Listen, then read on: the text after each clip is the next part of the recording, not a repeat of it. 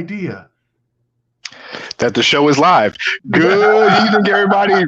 This is Beyond the Beyond the Buzzer for November. This is November 9th, 2020. I'm your host, Dane Thompson, checking with you live here on Zingo TV, I-95, Facebook Live, and everywhere you hear the sound of my voice. So for the next, hour and a half, 2 hours, whatever time we feel like stopping, myself and to the man to the right of me on your television dial, radio dial, if you're listening, I don't know which way you're directing, depends where your speaker is. The student.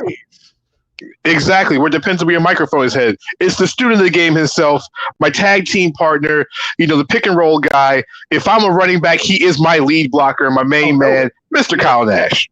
Hey, absolutely. Listen, and we work together so well. Like, we could be lined up outside and they throw me the screen pass instead of you, and you'll still throw blocks for me, Danny Thompson. I'm just saying, we'll still get 5 yards out that ish.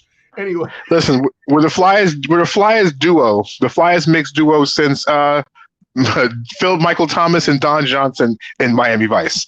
All right. Hey, I can pull off that too, I'm saying. Listen. I mean, I might not be light skinned, but I can pull it off as well too. All right, for those it's great to be back. I was out last Monday. Yes. Yes, Bobby and Kyle held it down last week on the show. So I guess I have to come back with Blaze of Glory. So for those who never watched the show, shame on you. For those who are tuning in for the first time, welcome. Mm-hmm. For the next hour and a half, like I said, myself and Kyle will talk all things sports, have a little bit of fun, and also this show is interactive. So if you're on Facebook Live, I know that normal times the comments will pop on the screen, but our co-host, actually our man in the studio, Mr. Bobby Blackjack up in New Jersey, which you'll see him a little bit later, won't be popping in until right around probably about the second hour, right around the 10 o'clock hour. So, Kyle, we're going to do things a little different tonight. Normally, we start talking college football. We're going to wait to the second half of the show because just like the Big Ten, we'll start a little bit late. That's what it is. You mean the Pac-12, right? I mean, I'm saying. Listen, we could also talk about Gardner Webb, who starts their first game of the season this Saturday. Wow. I got hell, near the University of UNC Charlotte, who plays Gardner Webb, because the game was just added last week.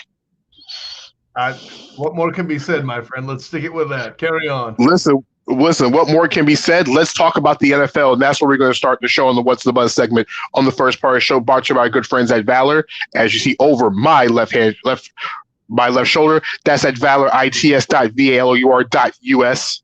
Looking for your best place for marketing, looking for GIFs, looking for music, looking for background music and everything else. Check the guys out over there at Valor, my main man Jay, and everybody else, the entire crew. Listen, however, we must offer one asterisk. They don't deal in peanut butter; they deal in gifts. Moving on. Peanut butter and gifts. What more can you say? All right. So in the What's the Buzz segment, we are talking NFL tonight. Kyle, listen, this was one of the more interesting weeks in the NFL because when I was thinking about planning the show for tonight and how we were going to start the show, and about 8:30, I figured we were going to talk about 8:30 last night. I was thinking, okay, well, we have, Tampa and we have New Orleans last night. It was going to be an epic showdown because week one, New Orleans went in at home.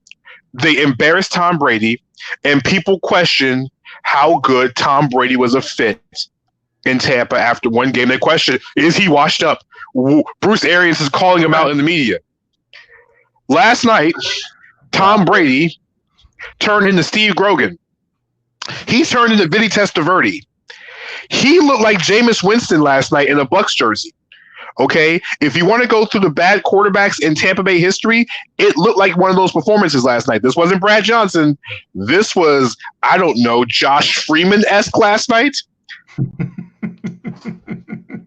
Not only was this game on national TV, this game was in Tampa in front of fans. The New Orleans Saints, not only for the second time this season, found a way to beat the Tampa Bay Buccaneers, but this time they embarrassed them worse than they did the first week. Drew Brees not only outdueled Tom Brady, but he passed Brady on the touchdown list as well, too. Yeah. 4 touchdown passes later, Drew Brees is now in front of Tom Brady, and guess what? After last night's performance, not only did the New Orleans Saints take control of the NFC South, they're now in control of the entire NFC. Kyle, are we underestimating how good the New Orleans Saints are, or was this the sign because it's the second time in 6 days where the Buccaneers they were near agony of defeat 2 weeks ago. Again, and that's Monday where you guys were on the show against the New York Giants, which they should have lost. And then last night they got their tails handed to them on national television. Kyle, is this the fact that the Saints are this good, or is there something we're not seeing in Tampa right now? I really, I hate to straddle the fence like this, but it's a little bit of both. Listen, we've seen plenty of times where where the Saints haven't looked as good as they're, air quotes, supposed to, right? Let's not forget, this is the same team that lost to the Raiders on Monday Night Football. And not to say that the Raiders are a bad football team, but I would certainly say that the Buccaneers and the Raiders are kind of in a similar sort of ilk where like they're performing in a way that not a lot of people really predicted, right? Now, granted, a lot of people rode the Buccaneer train. Hell, so did I. I picked them to win the division and compete for it. But I did also say that they would be one game apart, the Saints and the Bucs. And it could very well be that the last night's game was that differential. And listen, we're putting an awful lot on Tom Brady. And listen, you throw 3 picks, you deserve the blame, period. But let's give a little bit of credit to something that you don't often give credit to. The New Orleans Saints defense. Marshawn Lattimore shutting down Mike Evans really needs to be the headline here, not Thomas Edward Beaver Brady. Because at some point you got to ask, what else did Brady have left to throw to? Okay, Evans was shut down. Gronk couldn't hold on to the damn ball by comparison to his normal performance. You know, what was really left in the cupboard, so to speak? They ran the ball a grand total of 5 times. What are they trying No, Kyle. No, Kyle. It was 4. But for the ones who are actually looking at stats, I don't count that last play because they kneeled the clock. But continue. That's absolutely fair. Yeah, okay. I mean, if you want to look at it like that too. This is a mistake you often make in looking at numbers too much, and I am just as susceptible to it, and I'm glad you checked me. That was perfect. That being said, Chris Godwin didn't do a whole lot. I mean, really, the guy who caught the most passes was Leonard Fournette. You have that going on. That's more of to me, I can't put all that on Brady. Like, somebody's got to do their damn job. I'm here, if I'm Tom Brady, to have a better receiver core, and that didn't happen last night. And frankly, I think Antonio Brown being on the field in this game and not waiting another week to get acclimated really hurt them in its own stuff. I felt like they were trying to force the ball to him, or to Gronk, or to Evans. Nothing was successful. So, of course, when you force the ball, even when you're an all-time great like Tom Brady, not the GOAT, mind you, just an all-time great, you're going to make some mistakes. It happened. Listen, but what doesn't happen was this game could have been worse than what it was. Yeah, the final score is 38-3. What's up, Rodney? Like I said, if you're in the chat or if you're any of the social media channels, let us know. We'll put you on the air and we'll talk about it. Kyle, listen, here's the issue. Yeah, I still beat you. What about it? Go find a quarterback that plays Trevor Lawrence, hater. Hey, here's the thing. This game could have been worse than what it was. Because remember, Jared Cook fumbled on the 2-yard line. Correct. On one. And he also dropped a 3rd down, which normally 98% of the time he catches. Mm-hmm. He catches those 2 passes. The Saints will have almost 50 points in this game. And by the way, what happened to the Buccaneers defense? They're a better defense than to give up a 50-burger, yes, even to Drew Brees in this offense. Listen, sometimes you come out and you have a game where you got to burn the goddamn tape. At the end of the day, let's feel glad that Tom Brady knew which down it was in this game. Am I right, Bears fans? Listen, big shouts to everybody in the chat. My main man, Avery Graves. Shouts to his show as well, too, on Facebook Live. Avery, if you have a chance, put your link up there so people can see it. We'll get it on there later on. He's staying through. Manny Robinson, of course, as always. We'll get to your Raiders in a second. Brady was missing open receivers. You know what? That's the point I was going to get to. It felt like he was forcing the ball to Antonio Brown a little too much early in this game. Yeah, that one where he underthrew him, but then Brown had to actually defend the play instead of making the catch. He had to do his best effort of the night and knock the ball away. Antonio Brown had 5 targets for a guy who hasn't played all season. Right. You have 2 All-Pro wide receivers now. Lattimore did a great job on Evans for the most part. Evans had 4 for 64, but most of that stuff came when the game was pretty much out of hand. You got 2 all-pro wide receivers in Chris Godwin and Mike Evans, and both of them only have 6 targets apiece. Mm-hmm. I know spreading the ball is a beautiful thing, but get the ball in their damn hands. Very simple. But 2, Kyle, there's no way in any NFL game, not even a game on Madden, do you win when you run the ball 4 times. Okay? There's no way. And here's the thing. It's not like Tampa can't run the ball. Nope. Ronald Jones and Leonard Fournette are actually a good combination. I knew the game was going south when the Buccaneers finally got in the red zone. Yeah, tell them. And they ran the ball 1 time from the 1-yard line. They threw a jump ball to Mike Evans on first down, which that ball was nowhere near Mike Evans because it was great coverage by Lattimore. Right. They run the ball behind Jones. You bring Leonard Fournette in. Leonard Fournette's a big boy. Okay. Leonard Fournette's huge. And you throw on the third down play for Gronk, Brady threw behind him. Normally, if this is 2016 Brady to Gronk, that's a touchdown every time. Mm-hmm. But Brady threw behind him. 4th down, you throw a fade route in the corner again to Mike Evans, and it doesn't work. Yes, Mike Evans has been phenomenal in the red zone all season, but Kyle, there's no way on the 1-yard line. On the 1-yard line, you don't run the ball more than once.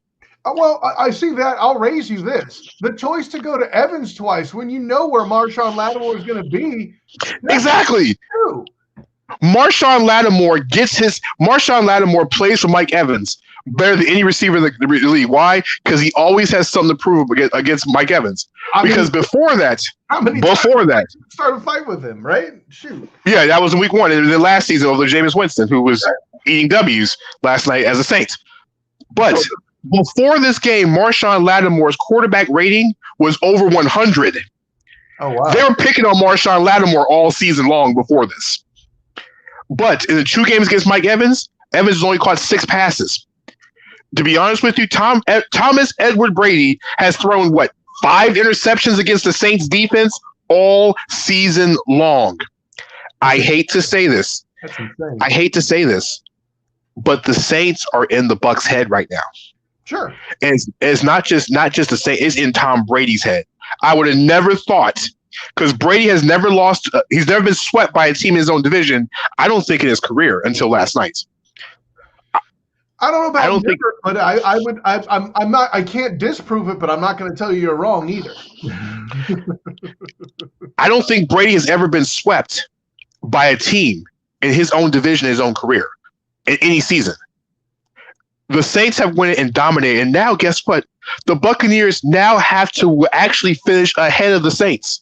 The one thing the Buccaneers need in the playoffs is home field advantage, because in this year, home field advantage is the most important in the history of the NFL, because not only is home field advantage, if you have the best record, it gets you a bye. There's only 1 bye in the first round. Mm-hmm. In a year that is gone crazy, you need that bye.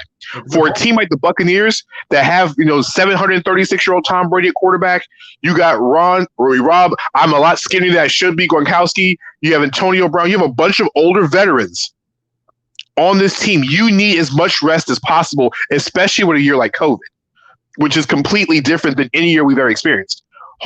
Having the best record means everything. Now, to the Saints, it doesn't matter come rain, shine, sleet, home game or road game, they're going to blow it in the playoffs anyway. They've done it the last years in the playoffs anyway. All right?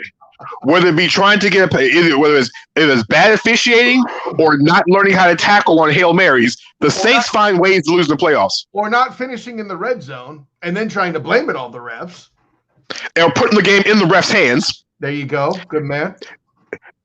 The Saints will find a way to blow it in the playoffs. Mm-hmm. But I will say this again. I said this in the preseason show, Kyle. If the Bucs don't win and don't get the best record, they will not be playing in the Super Bowl in Tampa. If they have to go on the road under any circumstances, they will not win. They won't. So Avery Bradley's asking, do I think Brady's done? No, Brady's not done. Brady's going to be irritated. We're not saying he's done. He's not done, because until he gets put out in the playoffs, then we start having those conversations. Whoa. But what I can say is, this: the Buccaneers have a big hole to fill right now, because Kyle, the schedule does not get easy for the Buccaneers after Sunday. You look at the next couple of games. Carolina is actually one of those teams that's Jekyll and Hyde. We'll talk about them in a second because it goes to my next point. Carolina's Jekyll and Hyde because you don't know what you're going to get. But the effort they put on yesterday against Kansas City is a very good step in the right direction. You got the Rams. Listen, like the Panthers, you don't know what you're getting with the Rams. Either you get Aaron Donald and the defense dominating and Jared Goff playing like an actual real quarterback, or it reverts to Jared Goff and what Jeff Fisher did to him, and the Rams go straight to hell after that. Yeah, right. That was all Jeff Fisher's fault. I roll. Moving on.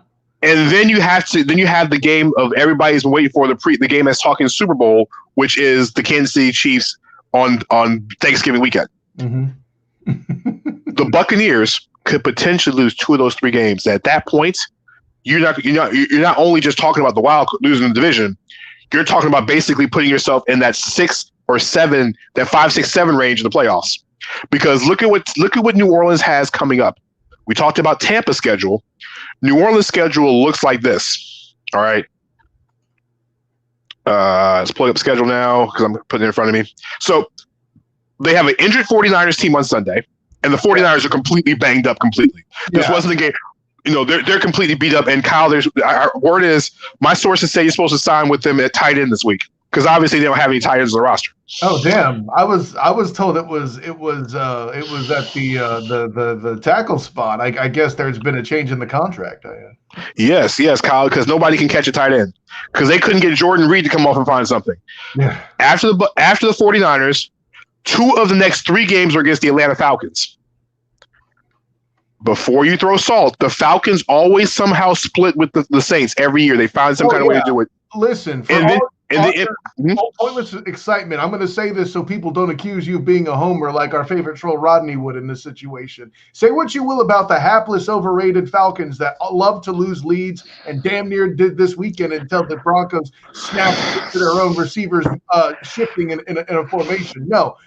With the Falcons, they played so much better in division games. Like, if I was in a position where I could do a master's thesis on this, I could put real numbers behind the improvement in the Falcons team in the past, I'll say, decade of how they perform in division games. Danny Thompson, this is a legitimate thing for you to bring up here. And then in between those 2 Falcons games is the Broncos game. So technically, the Saints can go 3-1, and the Bucs can go 1-3 in this situation. Yeah. If that's the case, guess what? It's game over. Bye. Because Tampa's going to have to go on. If they end up at 5, they're going to have to end up going on the road the entire playoffs. There is no home game, unless for somehow that somebody behind them somehow wins a playoff game. By the way, the Eagles aren't going to. Oh wait, the Eagles will be winning a division. Never mind. No, right now the playoffs started saying the Eagles and the Buccaneers are playing in round 1. I still think the Bucs can win that, but that's another. Hell, because you don't know what Eagles team is getting on the field. Speaking of teams getting on the field, like I said, we talked about what the Saints did. Okay, now the Saints are in first place in the NFC. Why? Because the Seattle Seahawks went to Buffalo and laid an egg. And it wasn't a pretty one. Okay. The Bills came out and punched the Seahawks dead in the face. 17 first quarter points, and it put Russell Carrington Wilson behind the 8 ball. The problem was the bleeding couldn't stop. The Seahawks couldn't stop anybody. They missed Jamal Adams like crazy back there. Sure. Why? Josh Allen literally surgically went Thanksgiving dinner and carved up the defense like Clark Griswold does a turkey during the movies. I don't believe you, man. Okay, keep going. I'm sorry. I'm sorry, Kyle. You're telling me that you're not going to say Josh Allen didn't carve up that defense yesterday? No, I'm not going to say that. But you're acting like he belongs in a Norman Rockwell painting when instead all he's doing is drawing some doodles that my 6-year-old daughter could pull off here, Chief. Okay, Josh Allen tearing up the Seahawks defense is not an accomplishment. It's something that happened, but it's not an accomplishment. Kyle's 31 of 38 for 415 yards. I think that's a little bit of carving, sir. I didn't say that wasn't. You see, again, you're taking out the wrong word. You're reporting like you're a member of ESPN or you're a Titans fan. It's a good team, okay? Carving is not the dispute. it being a full-size turkey, that's where I think you're wrong. Listen, the Seahawks had a chance not only to separate themselves from their division, because in the NFC West, it's become a lot easier because the 49ers are basically helpless right now. The way the Seahawks win this division is a lot more easier because Arizona is Arizona. What does that even mean? Because we'll get to Arizona in a second. Yeah. The Rams are the Rams, and the one team that can beat the Seahawks is completely injured right now. They're the West Coast version of the Philadelphia Eagles on this side of the coast, because the Eagles are just about as beat up as the 49ers are right now. But the Eagles have been this way for years. Well, that's the only difference. Realize the Cardinals have already beaten the Seahawks here this season, so there's that. Yeah, but what Arizona does, Arizona pulled what Arizona normally used to pulling in past seasons yesterday when they missed that field goal to send this game to overtime yesterday. Fair enough. When questionable fourth down calls, when they decided not to go for it on fourth down earlier in that game. I'll get to that in a second. Mm-hmm. But the Bills defense, they forced 4 turnovers on Russell Wilson. They literally, outside the 4 turnovers, the game was pretty much dead even. Outside of the 4 turnovers, Russell Carrington Wilson and his offense still put up 34 yards or points. We're going to completely leave that part out? Come on, son. No, because the thing was, they couldn't stop the Bills in defense, which proves what I'm saying is the Seahawks missed Jamal Adams in the worst way. Oh yeah, they missed. I'm trying to tell you. Listen, I said to Bobby last week, you weren't here for it. The Seahawks need 2 weeks. Unfortunately, these Buffalo Bills were one of the 2 weeks. You're 100% right there, man. Josh Allen did look good, and Stephon Diggs continues to prove that he is the MVP of this offense. Listen, it was a game where Josh Allen. When you say Josh Allen beat me with beat the Seahawks with his arm, not a combination of his arm and his legs. It was his arm. Yeah. Because the leading rusher for the Bills was Zach Moss with 18 yards yesterday. Sure. It's the fact that the Bills carved up the Seahawks defense yesterday through the air. It was not pretty. You attack that defense, Danny, like with no Jamal Adams and a set of quarters.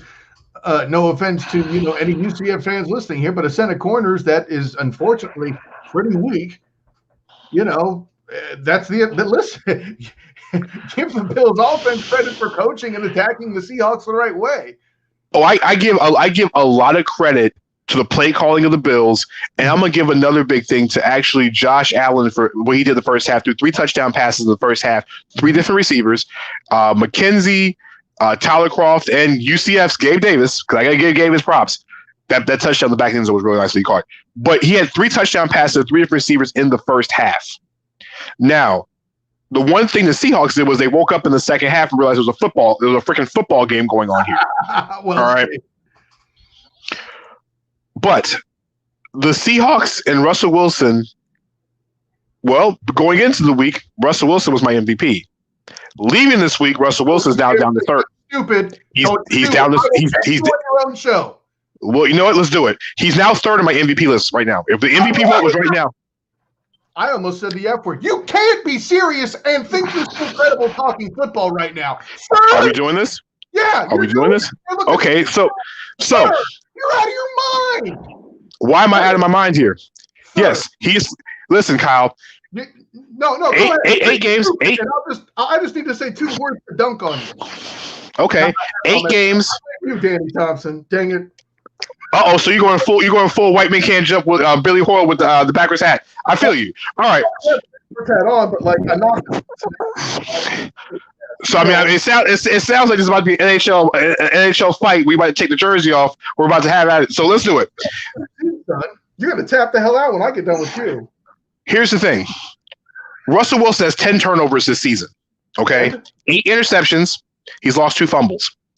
He has 10 turnovers. He had 4 turnovers yesterday. The guy who has league's MVP only has 1 turnover all season. 1.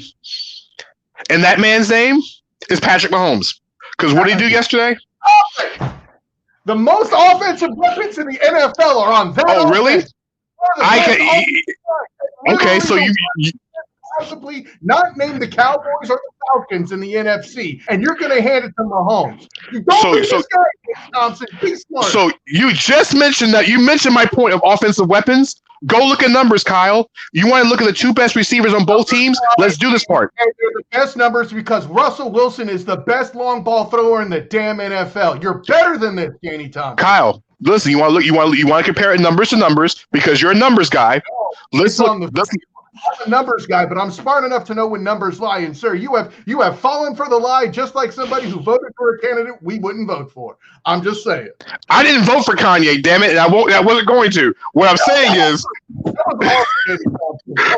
what I'm saying is, here's the thing, and here's why Patrick Mahomes II is the MVP of this league.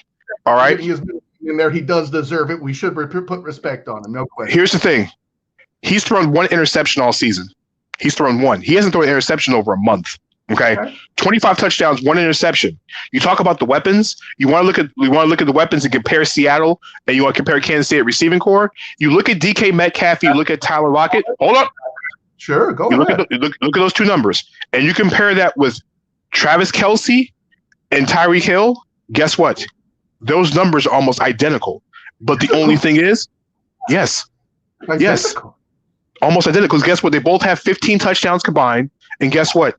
The Kansas City receivers only have about a 30-yard difference and about 7 more catches. But guess what?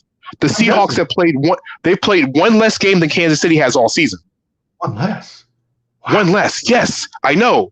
Here's the thing: Kansas City is also 7-1. Kansas City is 8-1 on the record books this season. Mahomes' numbers are almost as similar to when he was actually the MVP 2 years ago.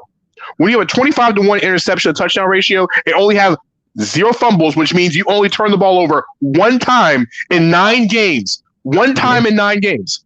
Guess what? Wilson had 4 turnovers yesterday. Go back to the game. Go back to the game 2 weeks ago. We threw 2 more interceptions. That's more interceptions. Russell's got 8 interceptions this year, Kyle. He has just as many interceptions. You know that's not true. He's got just as many interceptions this year as he did all of last year. He's lost as many fumbles in 8 games this year as he lost in 16 last year. Doesn't matter anything in the MVP awards. By the way, the intellectual dishonesty is something that's new here from you, Danny Thompson, on this point. What am I being dishonest about? There, the receiver core number comparison is awesome. Pop quiz: name me the current running back for the Seattle Seahawks. It's Chris Carson, but he's hurt right now. Who else is hurt? The next guy behind him and the next guy behind him. Meanwhile, Patrick Mahomes can all but take certain games off with the likes of. Can he? He has, basically. What game? The number of attempts that Mahomes has versus Russell Wilson, if you want to go all numbers on it, dude. Now, mind you, are we going per game or are we going total? Because remember, Kansas State's played one more game than Seattle has. Oh, no, it would have to be per game. Yeah, no, I'm not going to be that. I'm not going to do that. Okay. I mean, if we're going petty here, I mean, we're going to go back and forth here. What I'm saying is unfair, but you know exactly where I'm going, okay? I just want to make sure we're on the same page here. Yeah. Look at how many times Pat Mahomes, listen, Mahomes is still a quarterback who's great. I still think he's the best quarterback in the league. Let's not get stupid. But Russell Wilson has so much less to work with. You're going to really? Are we really? That mistake. I'm not done yet, and you've already been dunked on with the running back point. So the thing I'm going to do to scrape my crouch in your face as I keep dunking on you is reminding you about the offensive line, sir. How many of these turnovers are attributed to the fact that Russell Wilson is running for his damn life every single game? But that offensive line gives Patrick Mahomes, it's LeVar, I keep forgetting his middle name. Levon, by the way, Levon. Patrick Levon Mahomes can eat his lunch. He could call his wife. He could do another promo in the backfield. He could sell another endorsement deal. And oh, by the way, then he'll chuck the ball 50 to 40 yards down the field and do something actually quite pretty at the same time. And when the ball is caught while he's running up to the next one, he'll be pointing to Jake from State Farm in the crowd, okay? Patrick Mahomes is always running for his life, and there's a reason why I compared him to Spider-Man. I'm pretty sure I saw him shooting webs to jump over dudes here because the protection isn't there. The defense, on the rare occasion that Patrick Mahomes would make a mistake, will bail him out. Rusty don't have that. Rusty don't have that. So please tell me the extra work that Patrick Mahomes has to do to carry this team on his back. I'm not saying he can't do it. I'm just saying he doesn't have to, like Russell Wilson does. Wilson has do you know how hard it is?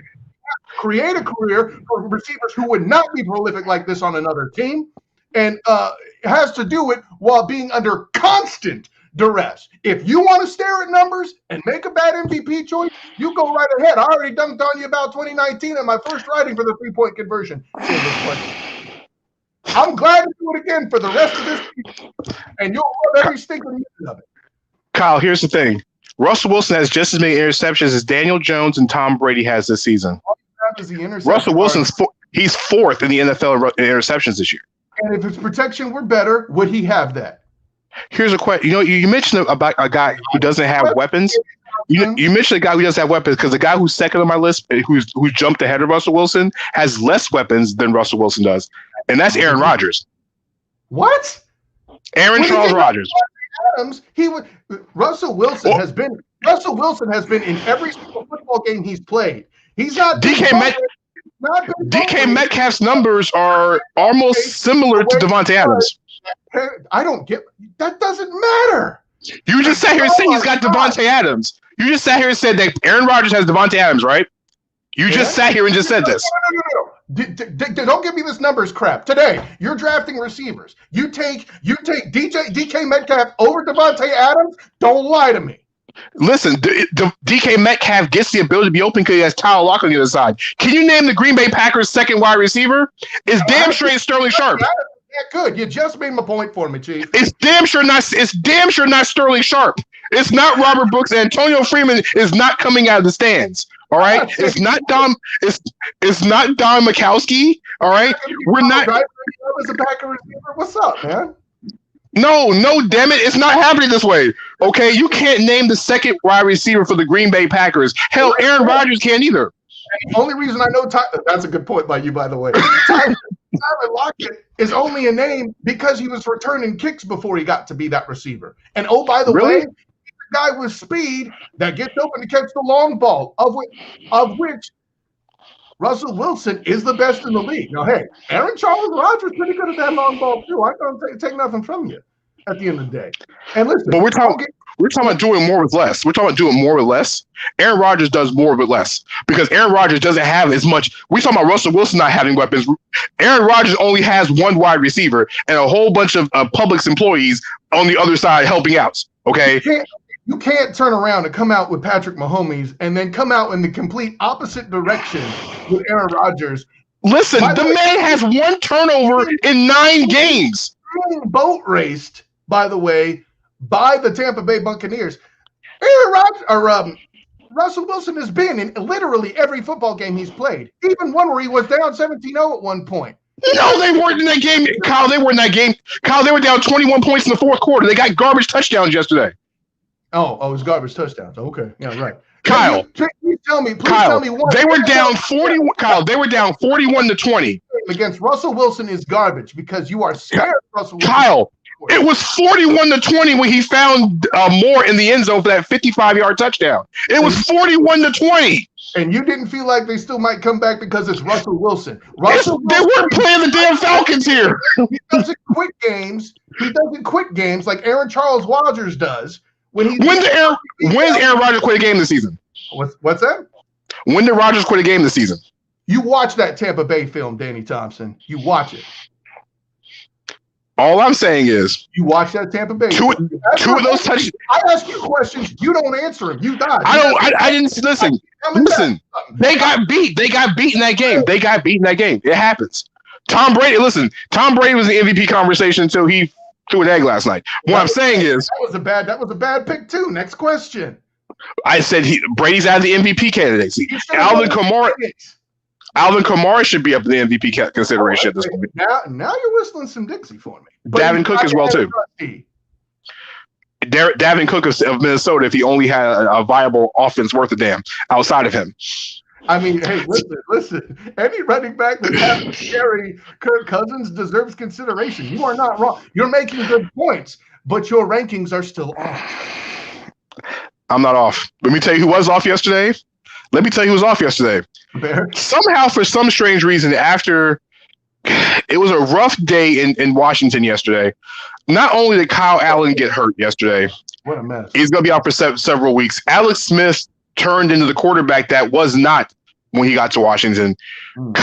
Alex Smith threw 2 inexcusable interceptions into that game yesterday with a chance to win the game twice, a chance to make the history-making, the Disney ending, Disney ending we all wanted. Right. For Alex Smith to lead a fourth-quarter comeback coming off the bench against the New York Football Giants to lead the whatchamacallits to a victory at home. And what happens? The whatchamacallits go whatchamacallit. Smith throws 2 terrible interceptions, and the New York Giants somehow are in the NFC East divisional race with a 23-20 win of Washington. Well, first of all, I'm glad I got to let you know, because you'll appreciate the humor in this. When you said all that, I still pictured Keanu Reeves dyeing his hair blonde and playing Alex Smith. I hope that's okay. I mean, listen, all I know is Alex Smith threw for over 300 yards. He had some mobility. He was driving the ball down the field. I don't know what the hell he was throwing that last pass in the game, by the way. I give him a little credit. He does have plenty of excuses for cobwebs. And listen, he went out there and got a lot of cardio like we just did when I dunked on you earlier about the MVP. Kyle, the only dunking you did was the milk and cookies you gave your daughter before she went to sleep. There was no dunking on me in this one, sir. And I say good day, as I was saying. I have spoken. You've been watching the Baby Yoda show. Don't make me do what Baby Yoda did in the last episode. Take out an entire race. All right. Spoilers, damn it. Speaking of teams taken out of the race yesterday, listen. The Baltimore Ravens went in and basically took apart the Indianapolis Colts in the second half, forcing fumbles. The Ravens defense looked like the Ravens defense of old. All right. I don't know what's wrong with Lamar Jackson. Lamar Jackson is going to get in that situation where if he does not get a playmaker, and I don't mean Mark Andrews, if he does not get a playmaker on the outside, someone who can spread the defense, because guess what? They're stacking the line. Mark Ingram has not been good this year. J.K. Dobbins is still a rookie. Gus the Bus Edwards, I don't know. But Lamar Jackson needs somebody outside. His accuracy issues is because probably his guys can't get separation. John Brown doesn't scare me, and neither does Willie Snead. But what does scare me is the fact that the Ravens defense just takes the ball away at all costs. Phillip Rivers looked like Phillip Rivers of old. Yeah. At one point, they brought in Jacoby Brissett because we all know Phillip Rivers can't throw the ball 35 yards down the field, it seems like. That Hail Mary before halftime that Jacoby Brissett got basically beat around, yeah, they brought him in the game for a Hail Mary because that's what the Colts are going to need if they're going to get out of anything in this division. 24-10 Ravens over the Colts. I mean, Kyle? hey, listen, we said about Rivers that experiment was going to be tough, and unfortunately, it's going kind of to the downside of what we said might happen. So, hey, it is what it is, man. The good news is Thursday night's football games will be a lot better than tonight's NFL game because Thursday night, the Indianapolis Colts go to Tennessee to take on the Tennessee Titans, who took care of business of the Chicago Bears 24-17. And I'm going to say an ugly football game yesterday in Nashville. I don't know the take care of business thing. It was just they sucked less than their opponents. But, hey, a dub is a dub in the standings. Well, listen, the Bears have lost three straight games, and the Bears are who we thought they were. Bingo.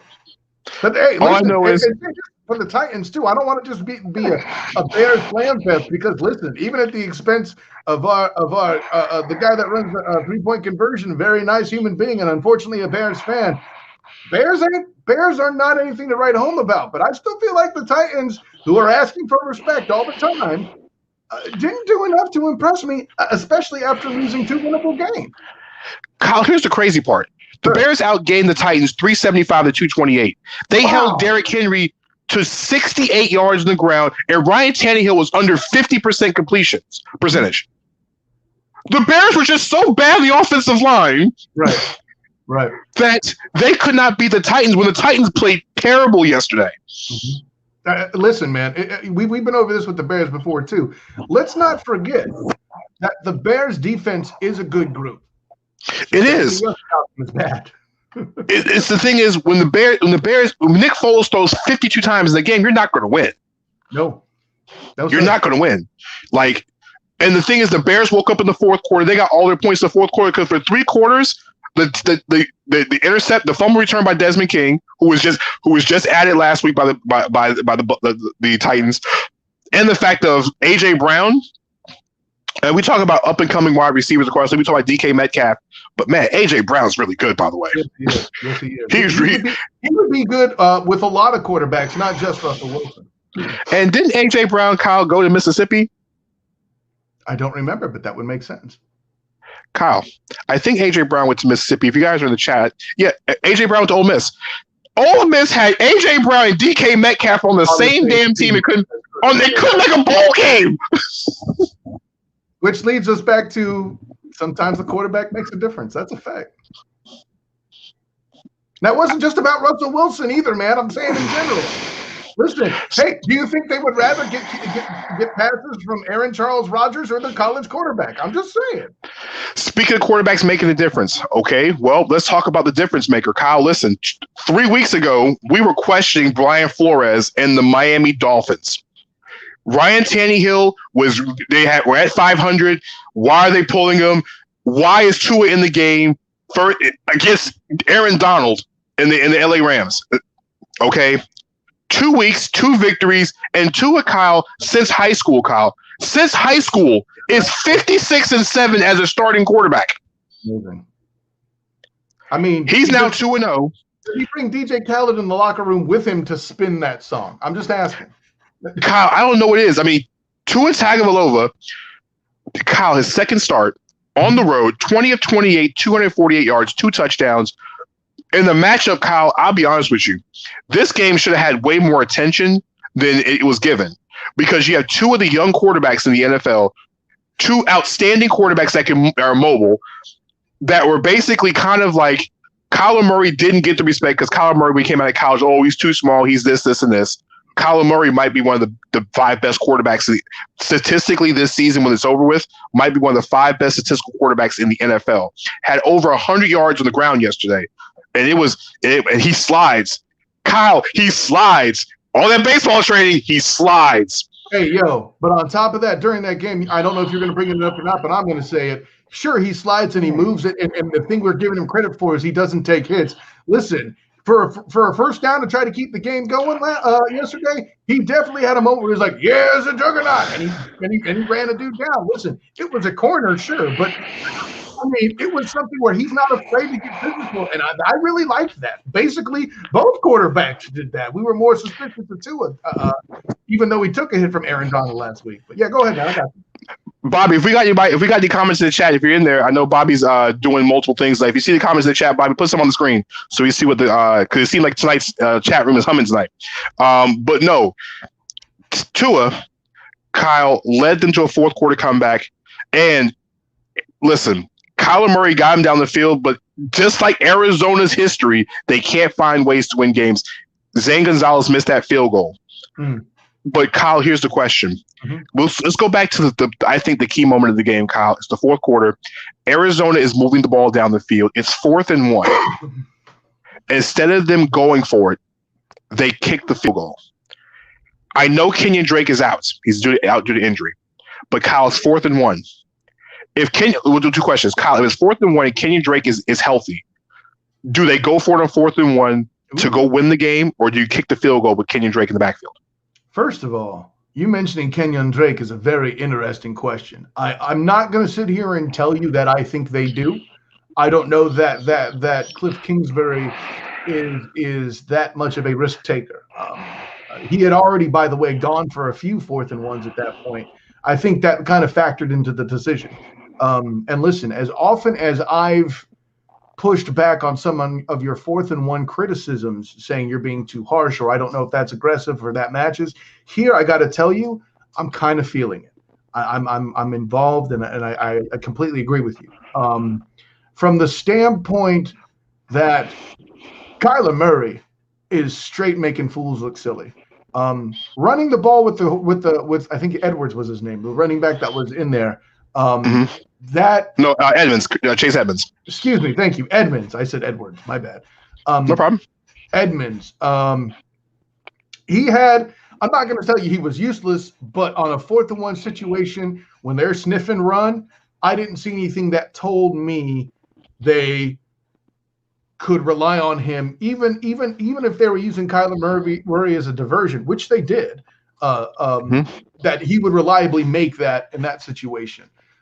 It's just weird on that series here. They went for 4th and 1, Kyle, earlier with Kyler Murray and got it when they ran the old Tech Bowl play with QB Eagles, where he catches the snap and goes right around the left side for a first down. What I will say is this: all the rumors all last week of they're playing Tua just to see if if it's worth keeping him on the roster. There is no way they did all this to get Tua. You really think they're going to mortgage that pick at number whatever the Texans end up with and draft Trevor Lawrence, even if it ends up number 1? They weren't going to do it. Well, okay, Kyle. If I may, it is a conspiracy theory. I follow you. Okay. The reason why it holds some weight, and I think you and I will agree on this, the reason why it holds weight is because it's Brian Flores, and we've seen him do this work. But 2 key elements that are missing out of this theory are Brian Flores' contract was 5 years, not 10. Okay, he's not Gruden. Exactly. And maybe in that instance, that would have been a possibility that he's going to try to jump in there and get clever for Trevor, or even perhaps get Justin Fields. I think with what you can do with quarterbacks as bargaining chips is an amazing thing. And if they weren't feeling Tua, it was a good time to move off of him. If they felt that Tua was an injury risk, if they felt that Tua simply wasn't a fit, it's better to move off of him early before 2 things happen. A, he's a salary cap issue, and where he still has enough value to get something back in return significant, right? Think like what happened when the Chargers moved to Drew Brees, or what happened. I can't think of another great. Actually, yeah, I'll stick with the Brees example. But they could easily have gotten something good out of trading Tua off, maybe kind of like a 2nd-round pick, like the Cardinals did for Rosen to the Dolphins. Ironically enough. Now, am I saying that's what should have happened? No, but again, I could make an argument that it was at least brought up in a back room, but hey, I don't think they're going to commit to it. You know what I'm saying? Like, especially after what we saw this past Sunday, right? It's so funny. We're waiting for Bobby to get back in the chat because some of this stuff, Kyle, in the chat is just pure comedic gold tonight. I'm waiting for Bobby to get back because to post some of this stuff, Kyle, because this is hilarious. I think our little back and forth got people interested. Kyle, it got people riled up. Hey. All right. Speaking of people who weren't riled up yesterday, listen. Let me tell you who wasn't riled up yesterday. Everything that you possibly could happen in an NFL game yesterday, the Dallas Cowboys, guess what? They riled themselves up for another letdown. Which, by the way, do you understand that the quarterback starting the game for the Dallas Cowboys has significance to the city of Orlando, right?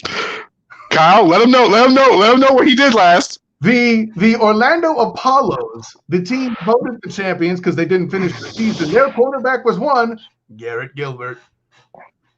Yes, he is.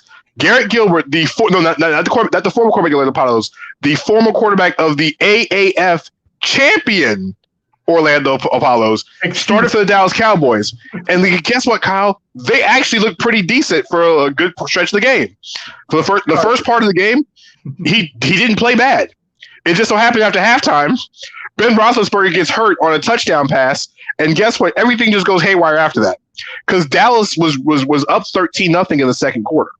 I mean, that Gilbert touchdown pass to CeeDee Lamb, where Lamb basically beat TJ Watt down the field, beautiful. It was a beautiful pass. It really was. Beautiful pass.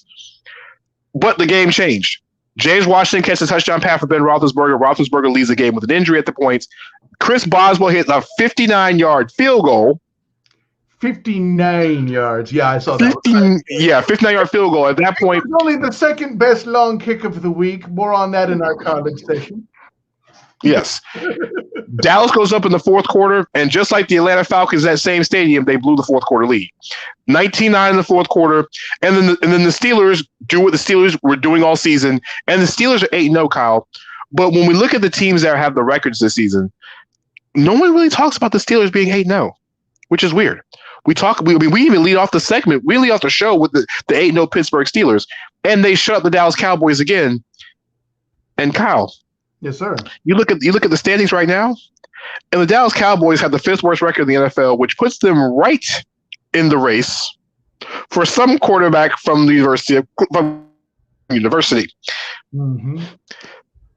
Kyle, if we all love things in the NFL, and if Dak Prescott wants a big contract, there's no way that Garrett Gilbert better start throwing touchdown passes. Because if the Dallas Cowboys get any lower in this situation, don't think Jerry Jones will not instruct Mike McCarthy, who will get fired at the end of the season probably, to take it for Trevor, get Trevor Lawrence, and walk McCarthy right out the door.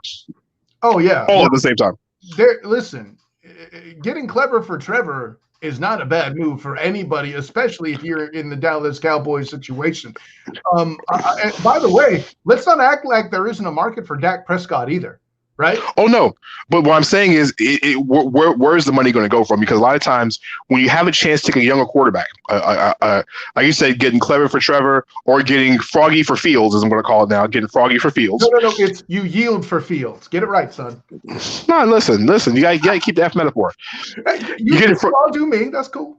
That's fine. You're getting froggy for Fields at this point. It's not. You would, especially in Dallas's cap situation, because guess what? They're paying Amari Cooper $100 million for some inter-daily stupid reason at wide receiver.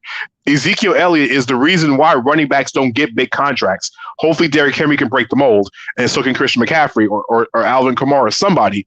But Ezekiel Elliott is one of the reasons why teams don't pay running backs big contracts. Mm-hmm.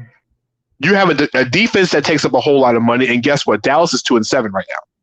So what do? Do you take a quarterback that's going to cost you, I'm just going to say, Kyle, $30 million less, potentially, over think about it, a rookie quarterback, because Burrow's contract was what, Kyle?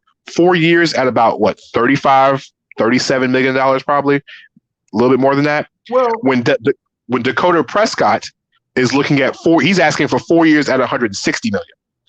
So let's remember one thing. And by the way, I'm not here to say that that's a bad point. But here, if I'm Dallas, is what I'm banking on. Amari Cooper's contract will not be on Dallas's books when it's time to pay Trevor Lawrence that big. Ezekiel. Oh, we know that, but we're looking at right now because think about this. We're not looking 3-4 years down the road. We're looking at next season, because kind of like the Golden State Warriors with Steph Curry and Klay Thompson, those contracts. It only hit in to get Kevin Durant because Curry and Thompson's deals hadn't started yet. Mm-hmm. So they're still on those existing contracts. So you look at Trevor Lawrence or Justin Fields, or even, I would say, even Trey Lance. Those who know Trey Lance, go Google him. He's from South Dakota State. He decided to skip the rest of the season. But remember, when you say small school quarterbacks can't play, ask Carson Wentz where he went to school. Bingo. And where was he drafted? It's not about where you came from. It's how you play. AKA Justin Herbert, who I'll get to in a second. Good man. Dallas is in danger right now. But the thing is, the Dallas Cowboys can actually still win this stupid division. Well, only mathematically. I think at this point, when they lost Dak Prescott, I think that killed their chances. Well, what killed their chances was not trading for Ryan Fitzpatrick when Fitzpatrick came benched in Miami 3 weeks ago. They should have traded for him then. Fair point. Because Ryan Fitzpatrick walks in that door, and Fitzmagic will give you at least 7 weeks. Dallas can win a whole bunch of games in 7 weeks, okay? The NFC East is terrible, okay? I'm not going to argue with you about the NFC East, bro. That's something. Or just find any more crazy ways to lose. The Falcons have lost horribly this season, but the Chargers have lost in heartbreaking ways this season. Kyle, yesterday it happened again. It did. Justin Herbert got them down to what, the 1-2 yard line, the 4 yard line, with 6 seconds to go in the game. Kyle, you see Anthony Lynn on the sideline. Yes, Anthony Lynn's going to win a game. He's going to finally win a game. It can't happen again. First down. Fade route, Mike Williams in the end zone. He catches it, gets both feet in bounds. He hits the turf and the ball falls away. Jalen Johnson, first round pick of the Raiders, knocks the ball away. There's 1 second left in the game. One second. 1 second. Kyle, they throw the exact same fade route. This time to the second string tight end who is guarded by Johnson. Kyle, 1 feet in, 2 feet in, hits the ground, ball falls out as he hits the turf. Thing was, the Chargers players run on the field like they won the game. Yeah. They're celebrating. I'm at home cheering. The Chargers win, not because they beat the Raiders. Sorry, man. Yes, the Chargers win a game, and then it's overturned. Anthony Lynn the Chargers find the craziest ways to lose. The Falcons find the stupidest way to lose. The Chargers find the hardest way to lose. Okay, it's different.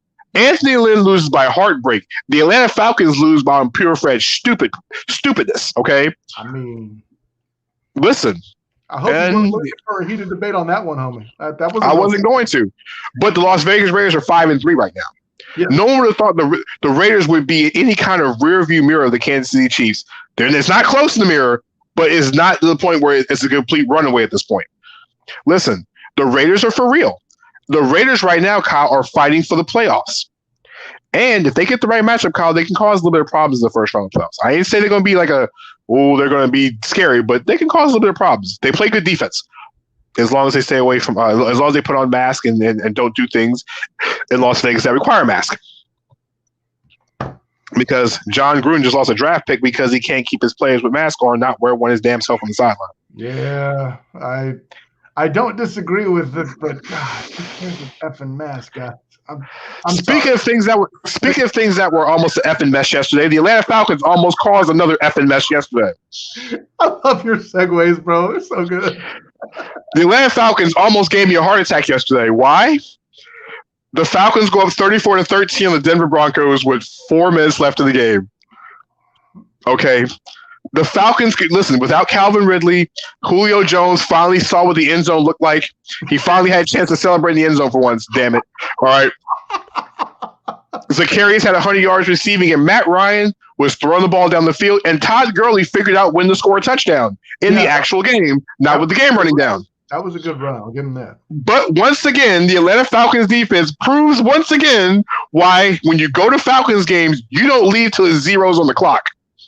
Not only did Drew Lock almost do with Nick Foles, Dak Prescott it's become a running theme. Matthew Stafford almost did what he pulled off. Drew Lock had 2 touchdowns in the fourth quarter. And then guess what? They had the ball with a minute left in the game with a chance to tie it. But the Falcons somehow hold on yesterday because on a 4th down play, the ball hits Tim Patrick in the leg. It becomes a fumble. The Falcons recover. Because of the illegal shift, it was the Falcons' ball anyway. Make that clear. On the snap, the receiver's in motion, and he gets hit in the leg. By the way, Danny Thompson, I'm wondering if the Falcons have any mask issues coming up here, because apparently whatever the Falcons have had and losing in stupid and sad fashion is contagious and infected Drew Lock and the Broncos on that play. Holy guacamole. All I know is yesterday I almost choked on eating a chicken wing yesterday as I was watching the Falcons literally almost choke a fourth quarter lead again. I can imagine, partner. No. It's become damn near comical every week. The Falcons go up. It's like, what more can you say? I'm very glad I did not have to utilize the virtual hug gift this week. That's all I'll say. Kyle, you would have got blocked because there's no way I'm going to take another virtual hug from you. There's no way. All right. I know that's tough. Hey, which would you rather have? Stupid losses or the MASH unit of the NFL? Okay, you'd rather have the MASH unit. But that's not the point. Kyle, let me tell you why this is so frustrating. If the Falcons would have played defense, Kyle, if Todd Gurley doesn't get in the end zone against the Lions and decides to slide down the ground, I don't care what nobody says, Matt Ryan told him in the huddle, don't score. And that wasn't a slide. It was more of a, oh, no. Yeah, I got you. Did the sound effect work as I left the mine? No, Kyle. He fell down like Ricky and Boys in the Hood, all right, where you got shot. All right. So you had Todd Gurley magically falling into the end zone where he wasn't supposed to against the Lions. You had a special teams gaffe on top of letting Dakota Prescott have the greatest comeback of his career. The Falcons special teams gaffed. And then, we're just going to talk about the fact that they blew another fourth quarter lead, not to Mitchell Trubisky, but to Nick Foles and the Bears. Kyle, if the Falcons hold on to those 3 games where they had over a 95% win probability in the final 2 minutes, the Falcons would be ahead of the Buccaneers in the standings right now in the NFC. Wow. By the way, related question. I've heard that the Weather Service is investigating with all the leads being blown. That is the reason for Tropical Storm Eta heading into the Gulf of Mexico. Can you confirm that? No, Kyle, I can't confirm that, Kyle. But what I can confirm is Bill Belichick might go running right now, because if the New York Jets hold on to this lead over the New England Patriots, it's 20-17 in the third quarter, and arguably the worst Monday Night Football game in a very, very long time. This is where ESPN should be punched in the throat for even scheduling this game. Scheduling this foolishness in the first place. Okay, it's not like they did it. But Kyle, who did it? It was Watson who did it, because Deshaun Watson Deshaun Randy Watson led the Houston Texans yesterday to a 27-25 victory over the Jacksonville Jaguars in a game where another 6th or 7th round draft pick started the game. All right, Jake Luton, first pass of his NFL career, hits DJ Baby Chark for a 70-yard touchdown. Yes. Yes, because I was singing that because he's on my fantasy football team, by the way. Thanks for Danny. Yes, it was double word score at that point. The problem was, and I think it's the first time I can remember, I think in a very, very long time, where you had a 6th or 7th round quarterback and the starting running back being undrafted on the same team starting in the same game. The only thing I saw was Gardner Minshew on the sideline looking really sad. Wouldn't you? The dream was over. Gardner Minshew's job is gone. Okay, no matter what Jake Luton does, Gardner Minshew would not see his job again. He'd be lucky to be a backup quarterback going forward. There will be no sequel for Napoleon Dynamite's uncle. That's right. I mean, we never got one either. Well, the Jaguars fought as long as they could, and the Houston Texans, unlike Miami Dolphins fans, were upset that the Texans beat the 1-7 Jacksonville Jaguars by a score of 27-25. Deshaun Watson is actually learning how to throw the football to other receivers because Bill O'Brien's not there anymore. Will Fuller Deshaun Watson had 2 passes over 50 yards, 2 touchdown passes over 50 yards, one to Brandon Cooks, who actually was healthy for a game, and Will Fuller, who was actually healthy for a game at the same time. Hey, guess what? It magically happens when you have 2 healthy, good wide receivers. Good things happen. I think after he caught that pass too, he was he was shocked he was healthy, because he's like, wait, I'm by myself, and turned on the Jets, and he's like, I didn't get hurt, and just finished the run. I saw that pause of genuine surprise. I think you're onto something there. Listen, if anybody deserves Trevor Lawrence or Justin Fields, it's the Jacksonville freaking Jaguars. Okay, listen, this was what Blake Bortles was supposed to do 3 years ago. Did anybody really believe that Bortles was going to be that like Mahomes? Kyle, no, Kyle. The thing was, the job was to get Bortles killed, so that way they have a higher draft pick, so they had to pick up that option.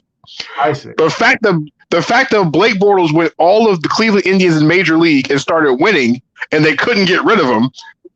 Because who gets rid of a quarterback that got you 1 series away from the Super Bowl against the Patriots on the road?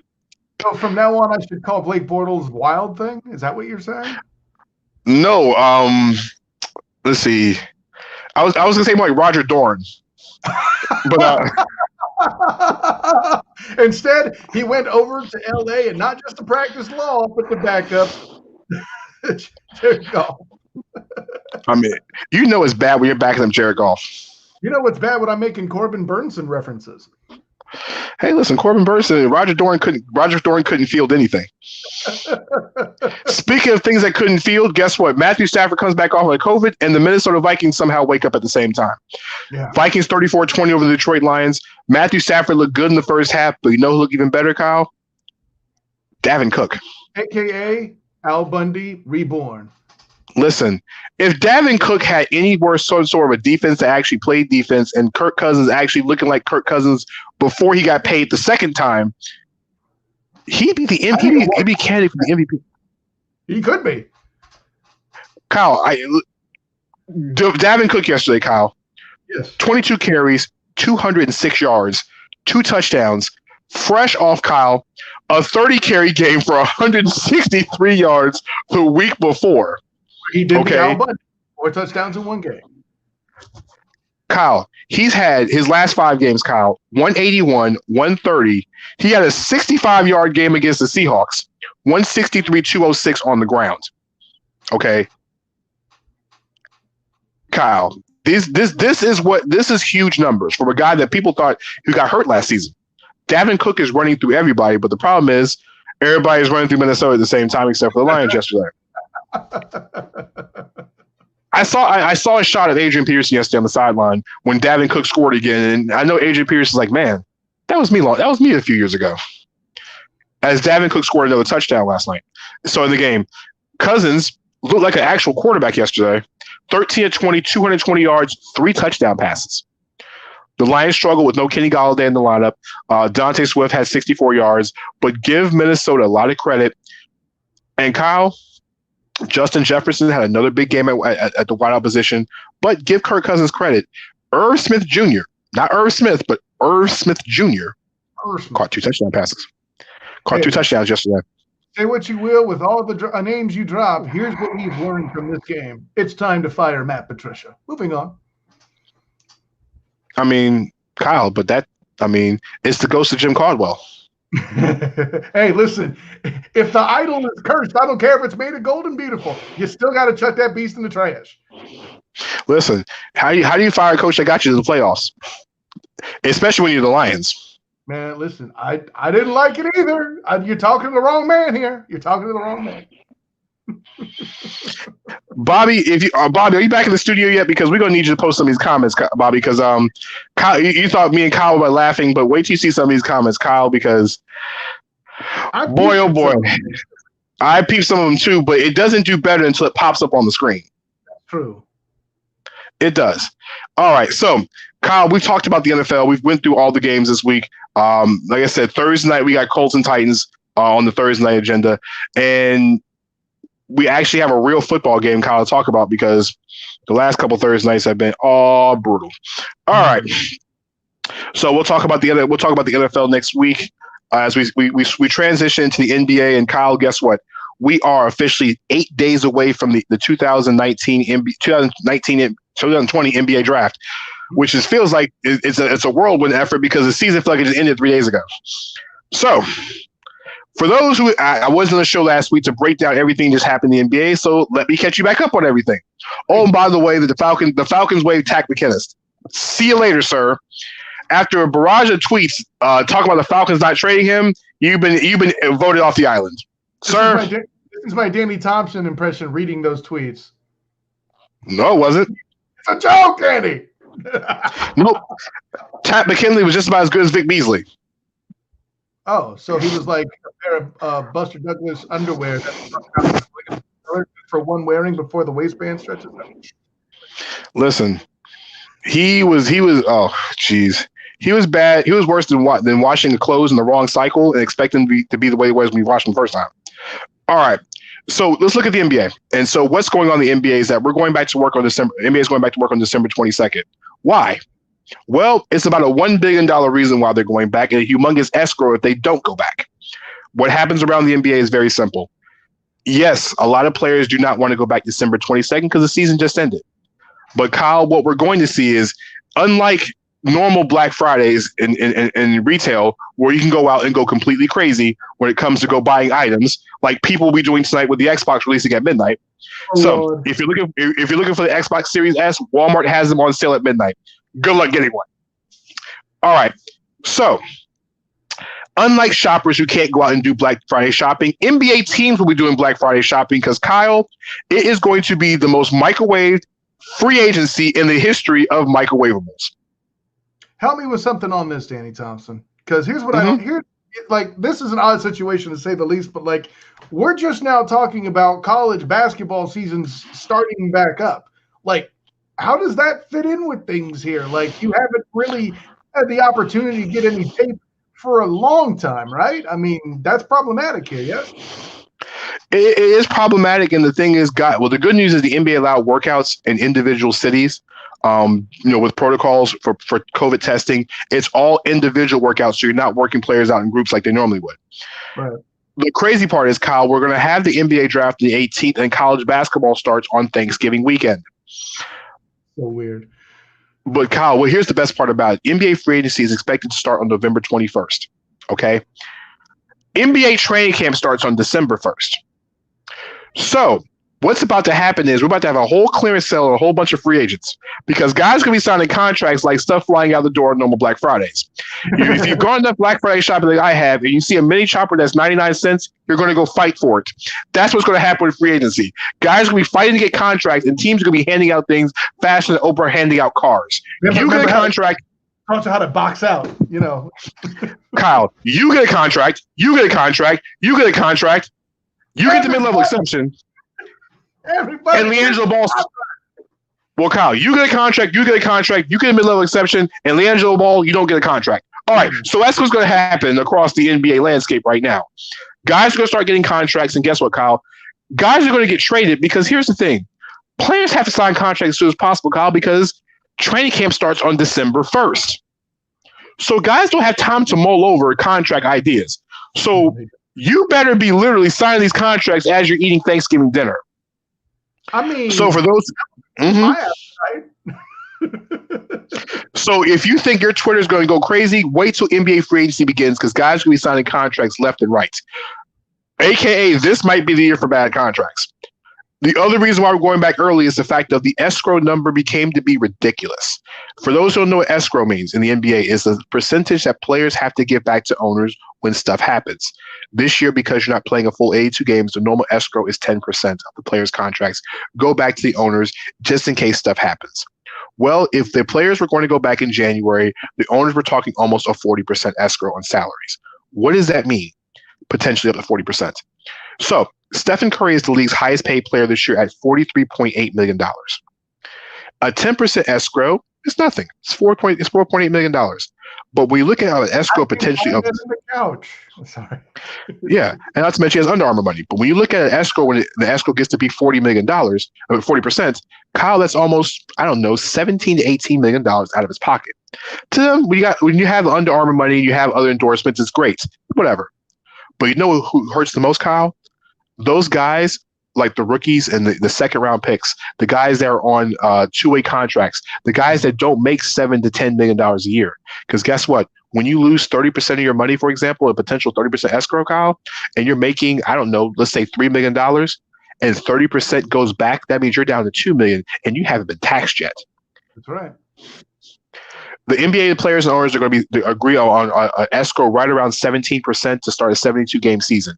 The other part is, it is a $500 to $1 billion difference if they started in December. Yes, billion with a B. Difference if they started on Christmas week. So what does that mean for the NBA and the fans? The good news is if you have suite tickets and luxury box tickets, guess what? You can go to basketball games because depending on what state you're located in, they're allowing fans back in depending on how the numbers go. Some states allow 20% depending on how big the arena is, and it can go up to 40% in some states, probably like Florida. So if you have the ability to get suite tickets and they're also going to do COVID testing and get people inside the building. For the regular folks who do not have suites access or suite tickets, guess what? They have not made any announcements about anybody going back into the arena just yet. I don't expect to see any type of fans until I would say right around Valentine's Day going into March. I don't see any fans the first few weeks of the season or the first month or two of the season. We don't have a vaccine yet, even though there's been talks about one that's almost 90% effective. Yeah, it's still got to go through clinical testing, and like the original Xbox, like the Xbox and PlayStations, there could be some gaps and bugs everywhere. We don't know yet. Yeah, so the numbers are good, but they're doing. I'm sorry, I'm nerding out. I'm in that industry. I shouldn't do this, but they are getting emergency hearing, so to speak, to try to push through approval. But to your point, I mean, they're dotting I's and crossing T's, but they're doing it faster than normal. Trials so far look good. We'll see what happens. So around the NBA, Kyle, guess what? We're going to have an orphan. We're going to have another orphan in the professional sports this year. In baseball, the Toronto Blue Jays were an orphan last year because they had to move to Buffalo. The Toronto Raptors are potentially going to be an orphan themselves. Canada legislation is like, nah, we're not doing this, buddy. Wow. If you're going to start a season, our teams will be playing in the United States. Wow. Canadian government, the Canadian province of Ontario has basically said if teams come in and out of the country, it's a 14-day quarantine coming in and a 14-day quarantine going out. There's no way an NBA season can work in Canada when teams are doing 14-day protocols coming in and going out the country. Wow. Not a chance. So the NBA has to basically look at where the Toronto Raptors are going to go. Vegas, baby. Well, no, Vegas is not an option because the Raptors have already said, their front office has said, they want to be able to stay on the East Coast because of travel and the rest of the teams for the divisions. So they've shot down Louisville for various reasons. Mm. I guess not enough KFC was involved in the deal, so I guess KFC is subpar chicken anyway. I said it. And that's what the Raptors probably said. We're not coming to some city with some subpar chicken.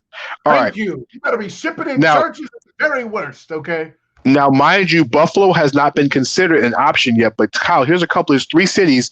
There's 4 cities, Kyle, that are in the running as of right now. You have Newark, New Jersey, which obviously might be the best of the options. Why? Newark is right between Philadelphia, both New York teams, and Boston. And it's not a far drive for the Raptors to get pretty much those locations. And you're close to DC, and you're not too far away from Charlotte for a quick flight. All right, and it's pretty much hub-wise. Number 2, Kyle, is actually in your neck of the woods down in Tampa. Tampa has met with Raptors officials last week about hosting games at the Amalie Center, which is arguably, Kyle, one of the most beautiful arenas in all of professional sports. Tampa has a beautiful, gorgeous arena with great craft beer. That's all I'm saying. I mean, the Raptors champions. It is what it is. Third on the list, and there's no particular order, but it's Kansas City, a city that the NBA has been fond of for a very long time. They have a difference between them and the last team we'll talk about, Kansas City. Well, let's go to the other city before I talk about Kansas City. Third on the list is Nashville, actually. Nashville met with the Raptors last week about using Bridgestone Arena, which is home of the Nashville Predators, on using their arena for the NBA. It's the NBA-sized arena. It's nice. It's huge. And it's hosted many events, including the SEC tournament on multiple occasions. Fourth and final is Kansas City. Kansas City might have an upper hand on the other 3 cities because guess what? It's the only major arena in North America that does not have attendance in any of the 4 major sports. The Sprint Center does not have a tenant. So you're not sharing in Nashville with the Predators. In Tampa, you're not sharing with the Lightning when they go back. And in Newark, you're not sharing with New Jersey Devils. Kansas City's problem is it's in the central time zone, which is a little bit further away from where everybody is in the East. Correct. That's the drawback. So you have 4 cities fighting over the Raptors while the NBA is saying, please, we need Toronto in Canada. If Canada turned down Major League Baseball, and Kyle, I don't understand why Buffalo is not even being considered. They did a great job with the Blue Jays. They have great wings, and they have an NBA-sized arena where the Sabres play. It's more logical. If you're going to even get fans back, at least they'll drive over for a night or so at Niagara Falls and sit out there. But the NBA is the NBA. What can I say? Speaking of things of what can I say, let's talk about real quickly going on with the trade rumors around the NBA. So I'll address all of them real quick. Rumor came out today that Buddy Hield and Al Horford might be swapped for one another. That would send the Sacramento Kings disgruntled guard to the Philadelphia 76ers in a deal for Al Horford. Listen, the rumor was that the Kings are trying to tank for next season because the 2021 draft class will make the 2020 draft class. It's the difference between playing Super Mario 3 and Super Mario 2 on the original Nintendo. When you look at Super Mario, Kyle, people talk about the first one and the second one. Do you know anybody talks about the second Super Mario game? Never heard of it. It's good, but it's not the first or third. That's for damn sure. And that's the difference. The 2021 draft class, Kyle, is considered to be arguably the deepest draft class until 2022 when Amani Bates joins the entire NBA and everything goes crazy because Amani Bates is the next one. I'm saying this now. I'm not gassing anybody's head up. Amani Bates is the National Player of the Year. He's a sophomore in high school. He is the next version of Kevin Garnett walking. November 9th, 2020. Say the name one more time. Amani Bates of Ypsilanti, Michigan, the 2020 Gatorade National High School Basketball Player of the Year, and he is a sophomore in high school.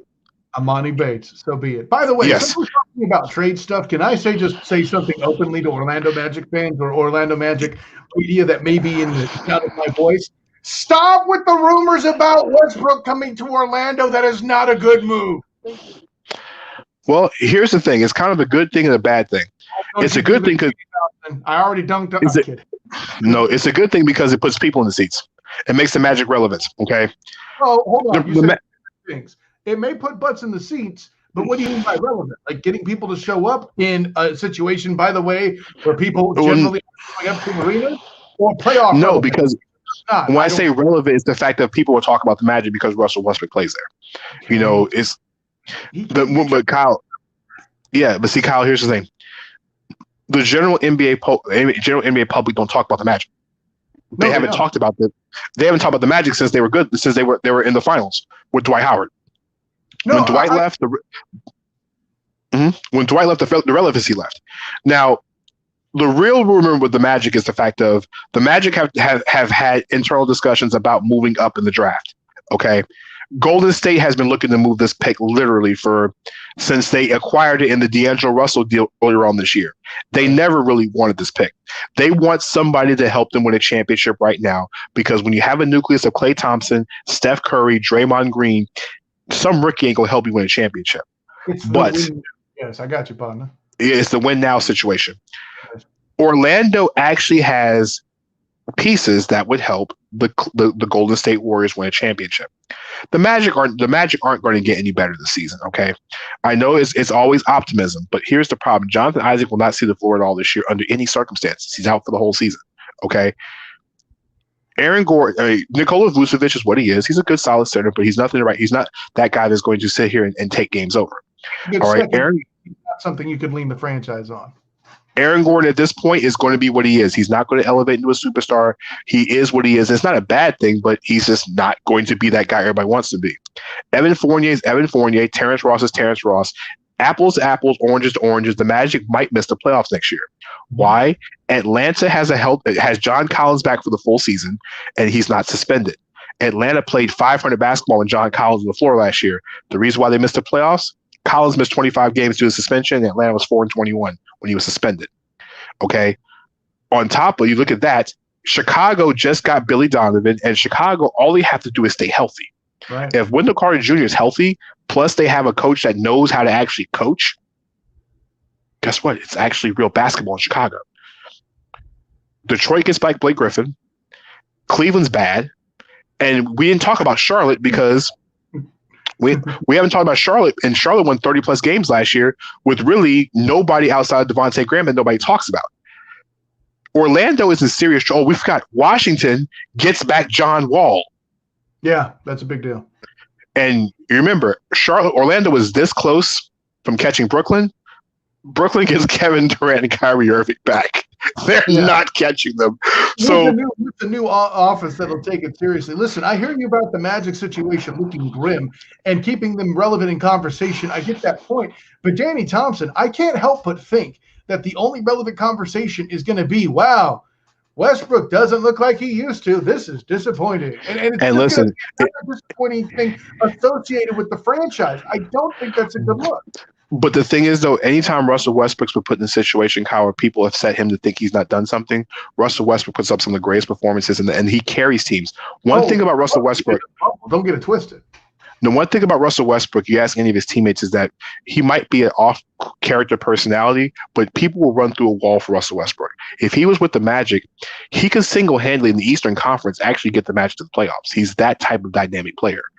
I mean, he has issues shooting the basketball, but here's the thing. How do you stop him on a physical basis? Very few point guards are physical enough to guard Russell Westbrook.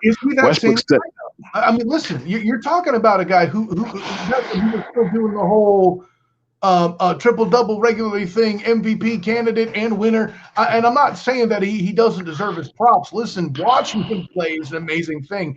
I'm not dissing that. What I am trying to tell you is he does not have that physical capability to do it like he did in OKC. And that's even dwindling even more as he gets older and is fresh off a bubble season where he's had, 3 weeks? He's not going to be that. Now, if you're going to play the motivational defense where he can get guys to do that around him, maybe a Fultz or something like that, if they don't move him, I can kind of feel you. That's going to be the way it works, but you're selling me a dream that's not on paper just to get to the playoff. I don't know, man.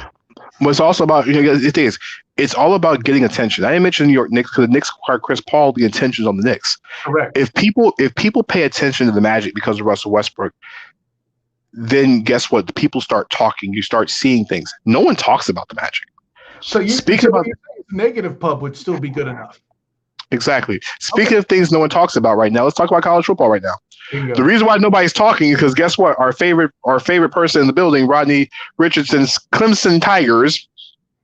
Where's the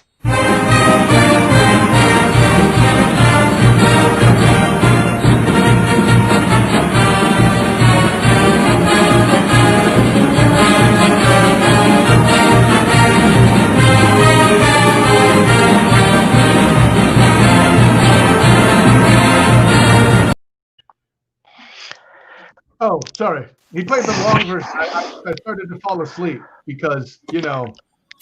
Magically at 10:27, look who shows up. Go ahead. Outside of MetLife Stadium, it is our Notre Dame fan since the third grade. Bobby, take 90 seconds and bask in your glory, sir. Fellas, I called it since the summer. I think Kyle must did about 35 eye rolls in the meantime since then. Oh, now we called since the summer. I don't care who was not playing on that field. We won. I got a few weeks to I tell you though, this happened before, and we lost to BC that following weekend. I mean, so, am I going to? No, I don't know. Who knows? Yeah, they're right because you won the game of the century and then ended up losing to BC next week, which cost you all the national championship. I do remember that. Yeah. Bobby, like I said, listen, Bobby, this is your day. I said you got your moment to bask in your glory. Yes, Clemson did not have Trevor Lawrence. Let's be honest. Clemson played a hell of a football game, and you're playing with what you have. Now, Bobby, here's the issue I have, Bobby. Yes, you guys beat number one Clemson at home, and yes, I know it's a huge victory, but I think your administration and your ability to stop the ongoing fact of fans running on the field afterwards. Yeah, I mean, New York City Talk Radio. As I was driving to and from the Bronx today for some of our basketball stuff we're getting ready for. That's all they were doing on all the talk radio was blasting Notre Dame for the fans on the field. And that was only 11,000 fans. Can you imagine if it was like 75,000, 80,000 that they usually hold it? To me, that's become a bigger story than Notre Dame beating Clemson because guess what?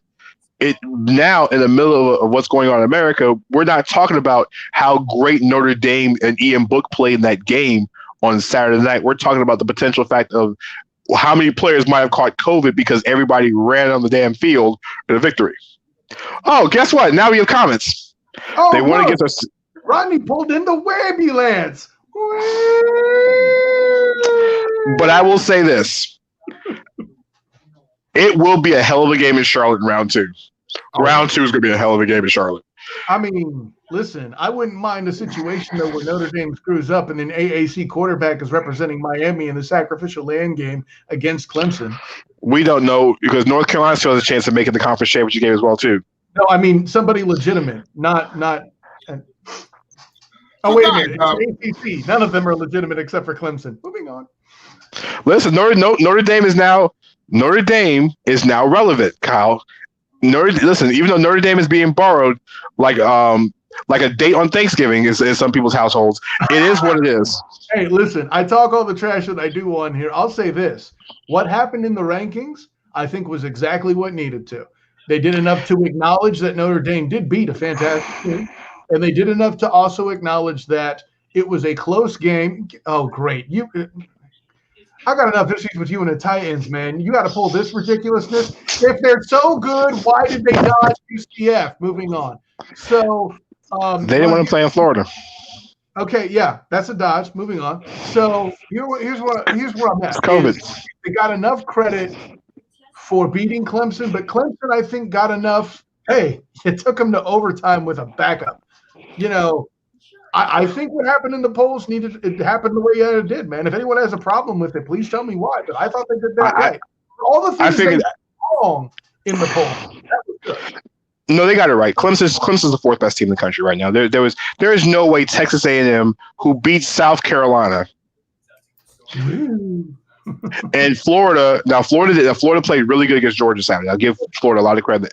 And Kyle Trask Kyle Trask has now put himself in the Heisman Trophy race right now.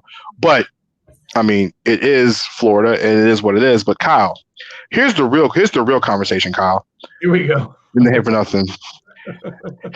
All right, Bobby. So what we're going to do is, as we talk about the three BCS teams, Bobby, there's a whole bunch of folks that missed a whole bunch of these comments earlier. So Bobby, just start streamlining because it gets me pretty damn hilarious going through these things, Kyle. All right, so Kyle, we have three teams. Precious was asking for me, like, calm you guys down. What happened? You said what? Even Precious was like, I saw something on Facebook. Bobby, calm your guys down here. They were going back and forth at it. Oh yeah, Danny had a horrible take, and I had to put him in his place. Listen, no. Kyle's take was like the Panthers on third down defense. They couldn't stop. He couldn't stop me. I did not deserve that. Okay, I didn't give up a big lead. Okay, I was in the game, and I eventually pulled it out in the fourth quarter. That's what happened. By the way, did anybody acknowledge the Jets are beating the Patriots right now? We did. We mentioned it.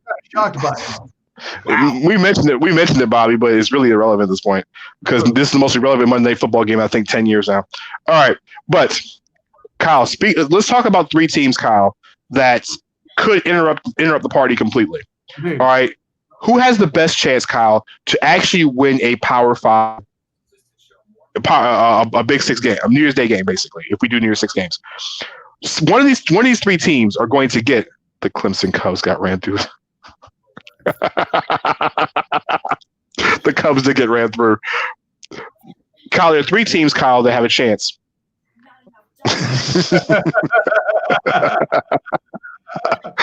So there are three teams, Kyle, that are actually have a chance to jump into New Year's Day games, if there is New Year's Day games, whatever the hell you want to call them this year of COVID. Right. We have Cincinnati, who actually fell in the rankings even though they won. And they're still undefeated. You got BYU. Pac-12 teams, and Oregon being ranked all these times without actually winning a game or playing a game, I should say. But please continue. Well, no, it's actually Florida and A&M jumped Cincinnati last week in the poll. Right. Well, they did, but there was just whenever you're a group of 5 team and there's any sort of movement like that, it's going to be nutty. But yeah, we'll leave it at that. So then you have BYU. They went to Boise State and got their signature win, and they did it handily against a top 20 team in Boise State on the road in the blue turf on Friday night. Boise was ranked? I didn't know that. Okay. Boy, listen, the good old Boise. Boise was 23 in the AP and 21 in the coaches, or all the way around. So they got the BYU got their signature win. Okay, they got their top 25 win against somebody they need to beat, and the best team in South Carolina, and I said it, the Coastal Carolina Chanticleers, because they're the only undefeated team in South Carolina. I can say that now. The only undefeated in South Carolina, which is Coastal Carolina. Listen, they're 7-0, Kyle, and they have a big game against. And they play Troy this week, and then they have the big showdown with Appalachian State, who was ranked early in the season. Play Troy this week. You said what? Appalachian State. As a New Year's Six Bowl appearance, and you go, and they play Troy this week. Like I'm supposed to get excited. No, but because they're playing Troy the week before they have the big game against Appalachian State, who was ranked early in the season. Dude. Kyle, you got 3 teams, and obviously, Kyle, I think if they get to 12, it triggers one of them getting in. Is that the number? Is that the spot? Is it 12? I forget the exact ranking. But whoever does trigger that, I'm fairly certain will be hired. Yeah, but I think 12 automatic. I think if you finish the top 12, I think you get a spot automatically. Yeah, I forget that. You're right. There's a detail like that. I honestly forget what it is. All right. So here's the thing, Kyle. Out of these 3 teams, who has the best chance of beating a Power 6 school in a bowl game? Is it Cincinnati? Mm-hmm. Who has a Cincinnati? Is it BYU or is it Coastal Carolina? So say what you will, but I got Cincinnati for that. Now, and the main reason is, first of all, if you look at Coastal Carolina's schedule, and I'm not saying they don't deserve a little love, but 15 in the poll is a bit rough. When you got when your signature win is the Ragin' Cajuns of Louisiana Lafayette, and then your season success is riding on a huge win against currently 22nd rate Liberty. Now, granted, they did beat a Power 5 team on Saturday. More on that later. But I think Coastal Carolina isn't going to have enough juice to really push them to be in the right spot at the end of the year. And who knows? Maybe they'll be in a position where they have a better argument than one of these other two teams that are vying for our affection in this conversation. But at current, I just don't think they have quite enough to push themselves over the top. Now, BYU, their most impressive win on their schedule, you talk about them beating Boise State, rather, great. The game that would have impressed me had it actually happened was them playing Army. If they were in a position where they could have dominated Army, which, by the way, if I have to say that, this should tell you your schedule sucks. Like, all they have on their schedule is a series of large wins. And actually, I'll put it this way. In order to do this at this point, I feel like you need to perform better than UCF, which they played Houston. And 43 to 26 is not superior to what they did. So the reason why I mentioned UCF directly here isn't just because I cover them, because that's how I get to Cincinnati. Now, assuming that Cincinnati beats UCF in the way that I think they might, we'll get to that not this week, but next week, I'm in a position to where when Cincinnati wins out, okay, they'll have beaten teams. I'm talking about more getting there than I should winning, but I'll say this before I get to how they get there. Like, I like Cincinnati most because of what I see in the trenches. You already know that I have an affection for trench warfare. And you don't say. We'll leave it at that. But the fact that they would have beaten SMU and Army as ranked teams, right? There's another team on here that they'll need to beat in order to successfully climb to the top of their conference in the American, and they'll have to beat them twice because Tulsa is currently positioned to in the top spot. And should both teams win out, they'll be playing each other. Tulsa, by the way, who nearly beat Oklahoma State, gets precisely near zero love in the polls. Again, when you got teams like Coastal Carolina and such in the mix, I don't understand the hate of Tulane. But other than the loss to Oklahoma State, who's was 11 at the time they played, I don't know, man. Like, I think the Bearcats have the best chance to win a game because they look best in the trenches and they can control the clock and the tempo of the game. But the Cougars are probably just going to get handed it on name recognition, and because the committee just abhors the fact that the American Conference makes their conferences look bad on a regular basis. If you're not the Big Ten or the SEC, the American Conference has a chance of being better than you, period. You know what? So I'm going to play a little devil's advocate. Okay. So Cincinnati is the most prepared because Luke Fickell's the head coach of Cincinnati. He's a Big Ten guy. They're big, physical, big hog mollies in the middle. They'd be the second best team in the Big Ten right now. If they were in the Big Ten playing on a regular basis, they would be behind Ohio State. Wow. Because they can listen, Cincinnati is way more physical than, like I said, that people give a lot on to. And like I said, when you have a guy that like Luke Fickell that knows how to coach in this type of weather and knows that climate, and Cincinnati has more athletes than a lot of the Big Ten schools, they would walk in and punch a lot of the Big Ten teams right in the throat. So you think they'd be better than your Golden Gophers, Danny? Yes, they'd be better than the Golden Gophers. Hell, Penn State can't beat the Golden Gophers, right? Because Penn State can't beat any damn body right now. All right. Anyways. BYU, only way BYU can win games is if it becomes a shootout. Mm-hmm. There's no way their defense is going to hold up against any of these teams. Guess what? If they end up with a Big 12 school, I am taking the over in that game like it's nothing.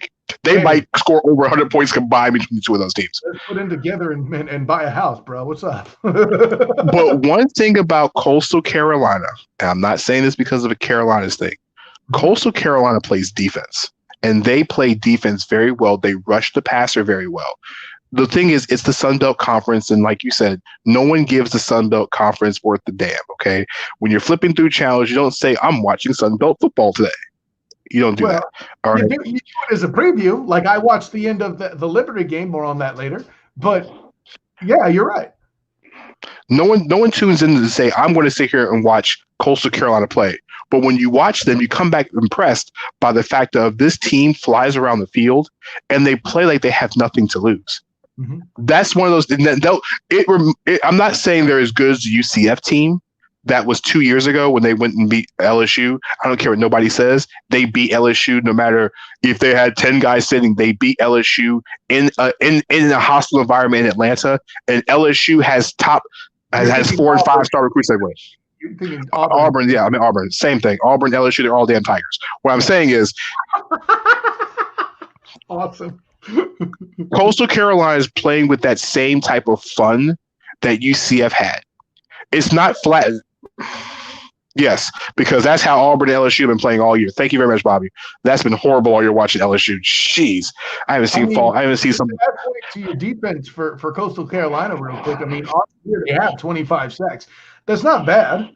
They have 25 sacks. They have how many here? 8, which I mean that's decent. But you know when you check forced fumbles, they also have 9 there. So I mean.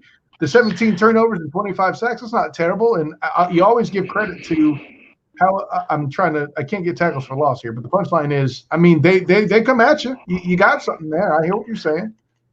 Listen to this. They're 25th in the country in scoring offense. They score 38 points a game, and they only give up 16 points a game on defense. Okay. They're balanced.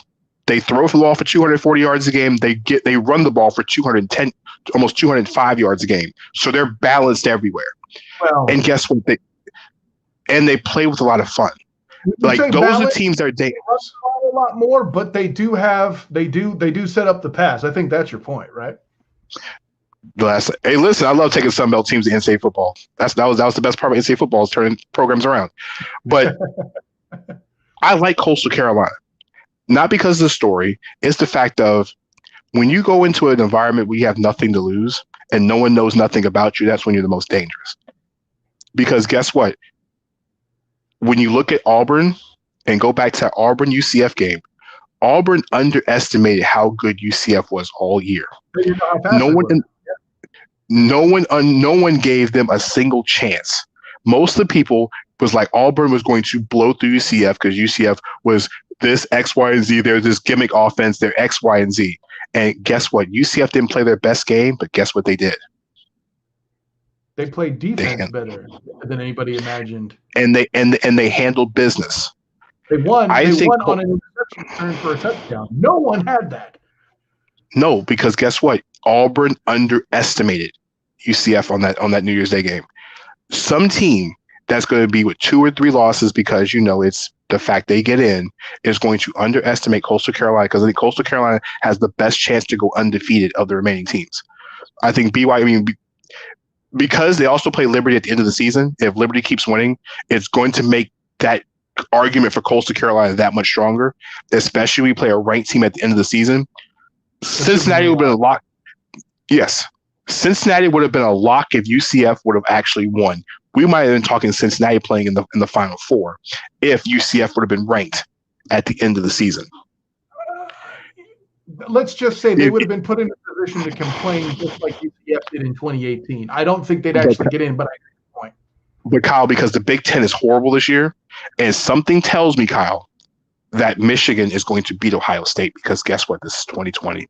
Ohio State is going to end up losing to either. I'm not going to say Indiana. I'm not going to say Maryland. Jim Harbaugh is going to somehow save his job because otherwise Harbaugh is going to be looking for a new employer at when this is all said and done. If Michigan, we'll talk about more about next week. If Michigan State, if you lose to Michigan, you lose to Michigan State, and it's not a basketball situation. Jim Harbaugh is going to be running out the door. Okay. He has a bad record against Michigan State and Ohio State. That's why we're talking about it. Actually, Kyle, if you think about it, he's normally been dominant against everybody in the conference but Ohio State. And Michigan State. He's 1-3 against Michigan State. How is that? How is that feasible? All I'm saying is Coastal Carolina is dangerous. I think out of those three teams, I like the Chanticleers, but I think Cincinnati is the biggest hassle.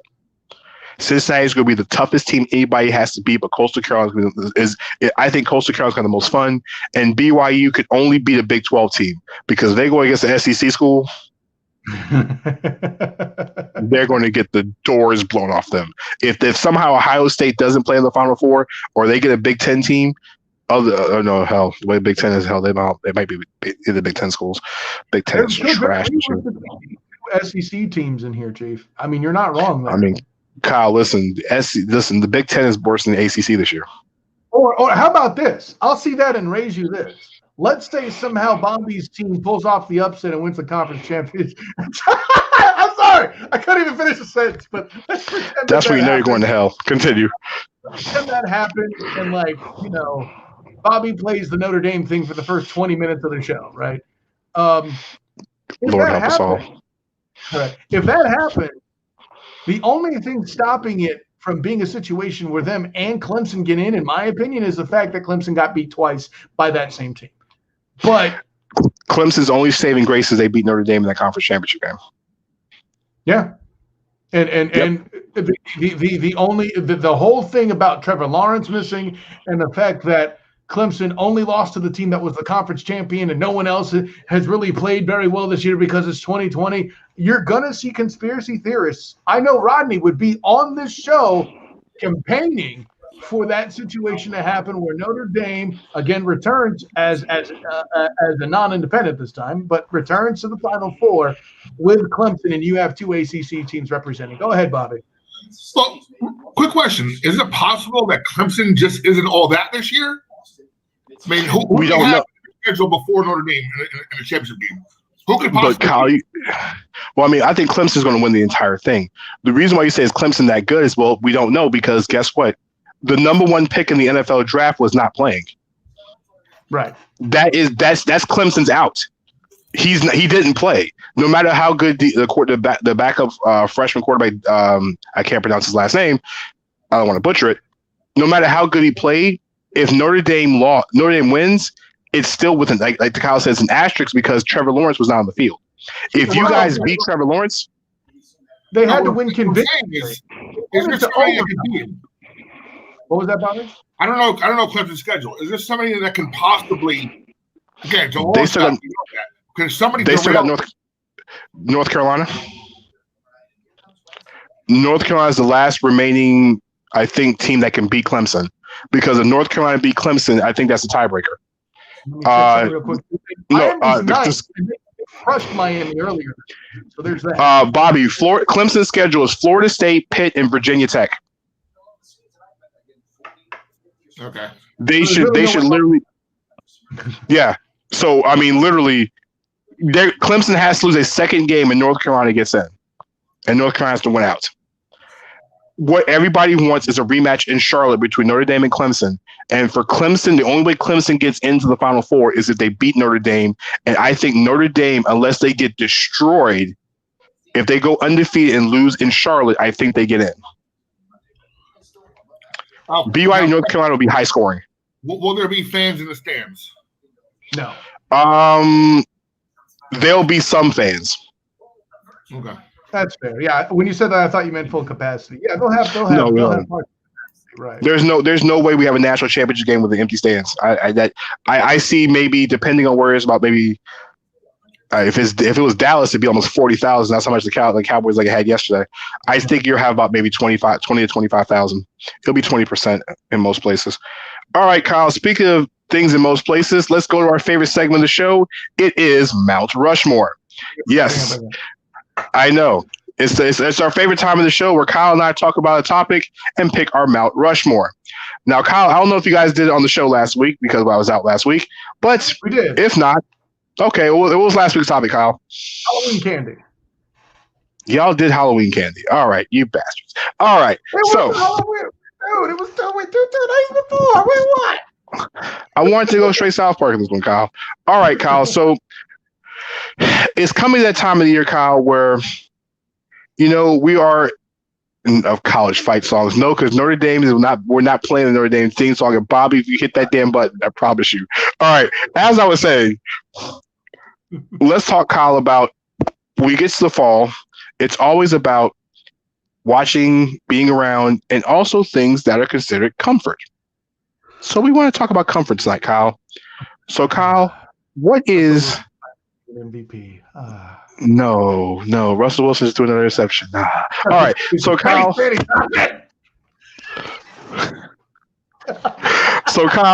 Tonight's Mount Rushmore topic, Kyle, is Mount Rushmore. Hey, Precious.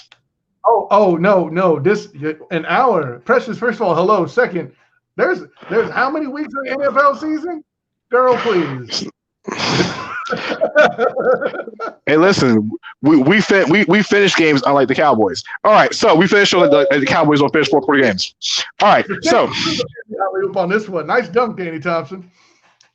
So Kyle, tonight's see, even Bobby's in the building. All right, so Kyle, tonight's I can't. Kyle, tonight's topic is Mount Rushmore of comfort food. So Kyle, what 4 foods or 4 items make you feel comfort? So I did that sigh, and you probably saw my shoulders drop if you're watching here. And when I did that to set myself in the right frame of mind, and a food came in my mind immediately, just like Eric Cartman in the episode of South Park where he pretends to be a psychic. Ice cream. Y'all don't know. It's a go-to. It's a classic. When you don't feel right, the ice cream does the the soul does good. Second, folks, when I'm on the clock, I describe to people how I feel about this food to not get in trouble by HR to say that I like this food as much as Cookie Monster likes cookies. When I'm off the clock, I say I like this food as much as a crack addict likes crack. Pizza. Pizza, damn pizza. I don't know how it happened, but even as a kid in the lunch line, that sausage pizza, that pepperoni pizza, that cheap little thing that came on the styrofoam tray. No. Okay, and you know what? I had it as an adult because I got a kid in school. Guess what? I still loved it. Pizza. The only time I even think about maybe not liking pizza is if you cook the frozen pizza the wrong temperature, or if it's Little Caesars. But at the end of the day, I'll still eat the Little Caesars. The point is this: pizza as the next comfort food, ladies and gentlemen. Ice cream, pizza. I'm gonna go somewhere else, and I don't get it a lot because my mom does not respond well to it. She when she goes there, her tummy doesn't feel right. But I did get the opportunity to have her try the chicken sandwich, and she had one, and she didn't have any issues. So it's back in my life, thank goodness.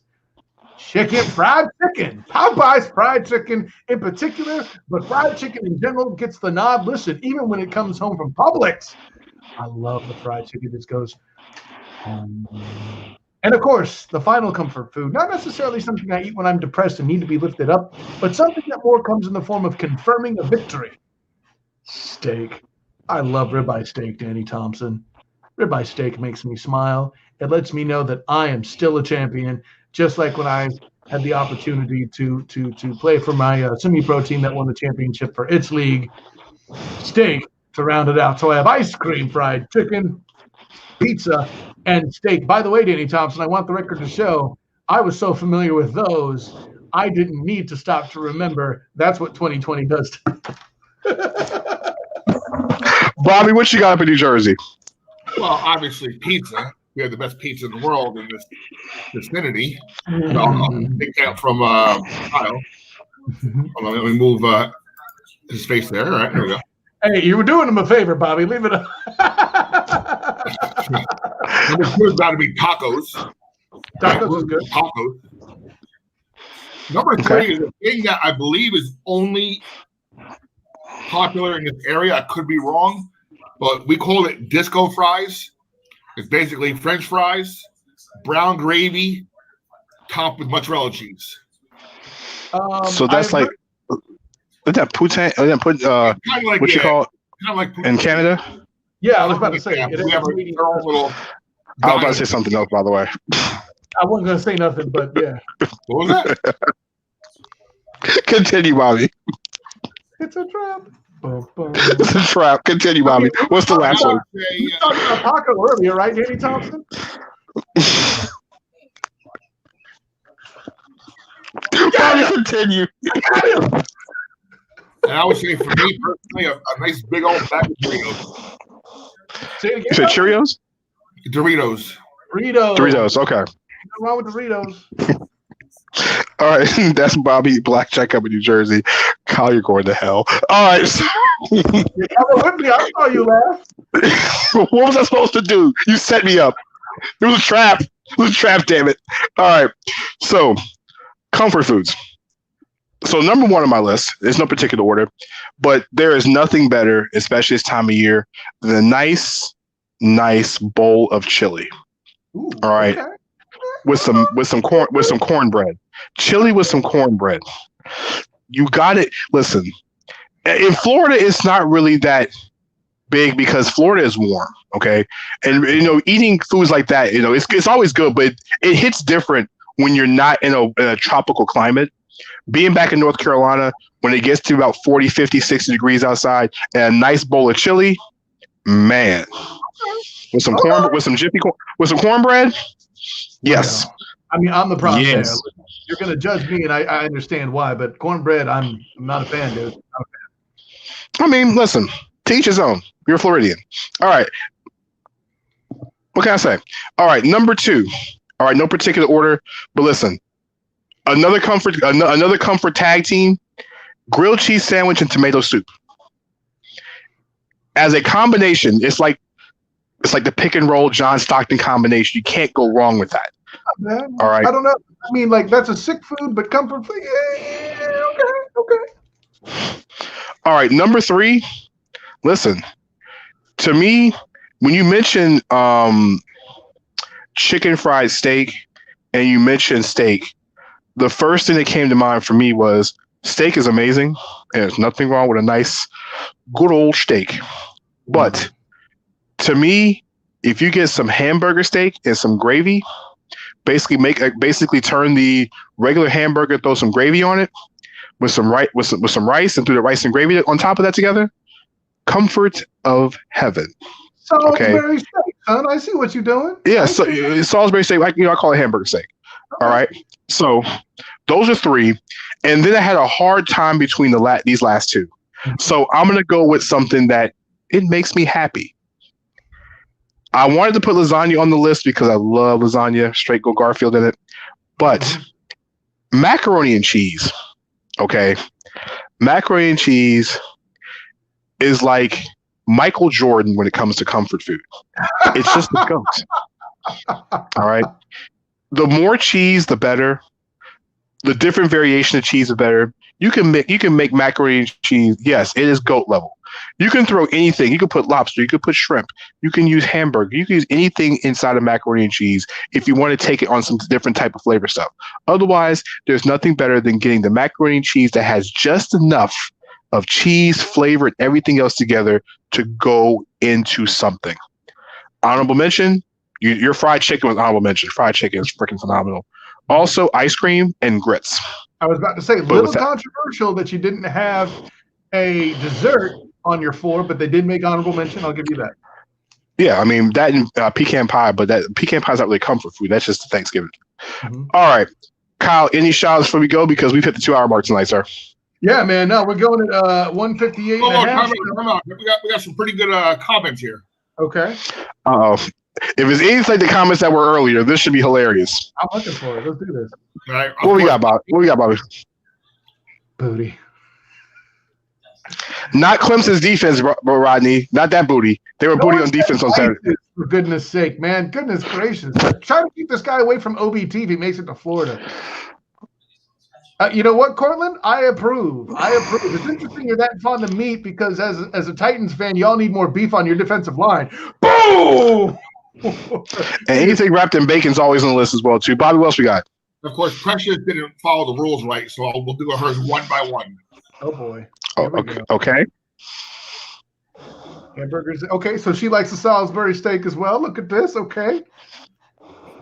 Chicken and dumplings. I'm going to count that in the fried chicken category, but dumplings are excellent. She's got a point. I'm with that. Okay. Mac, look at that. What a match made in heaven here. Look at that. Look at this. I think she's cheating off your paper, Danny Thompson.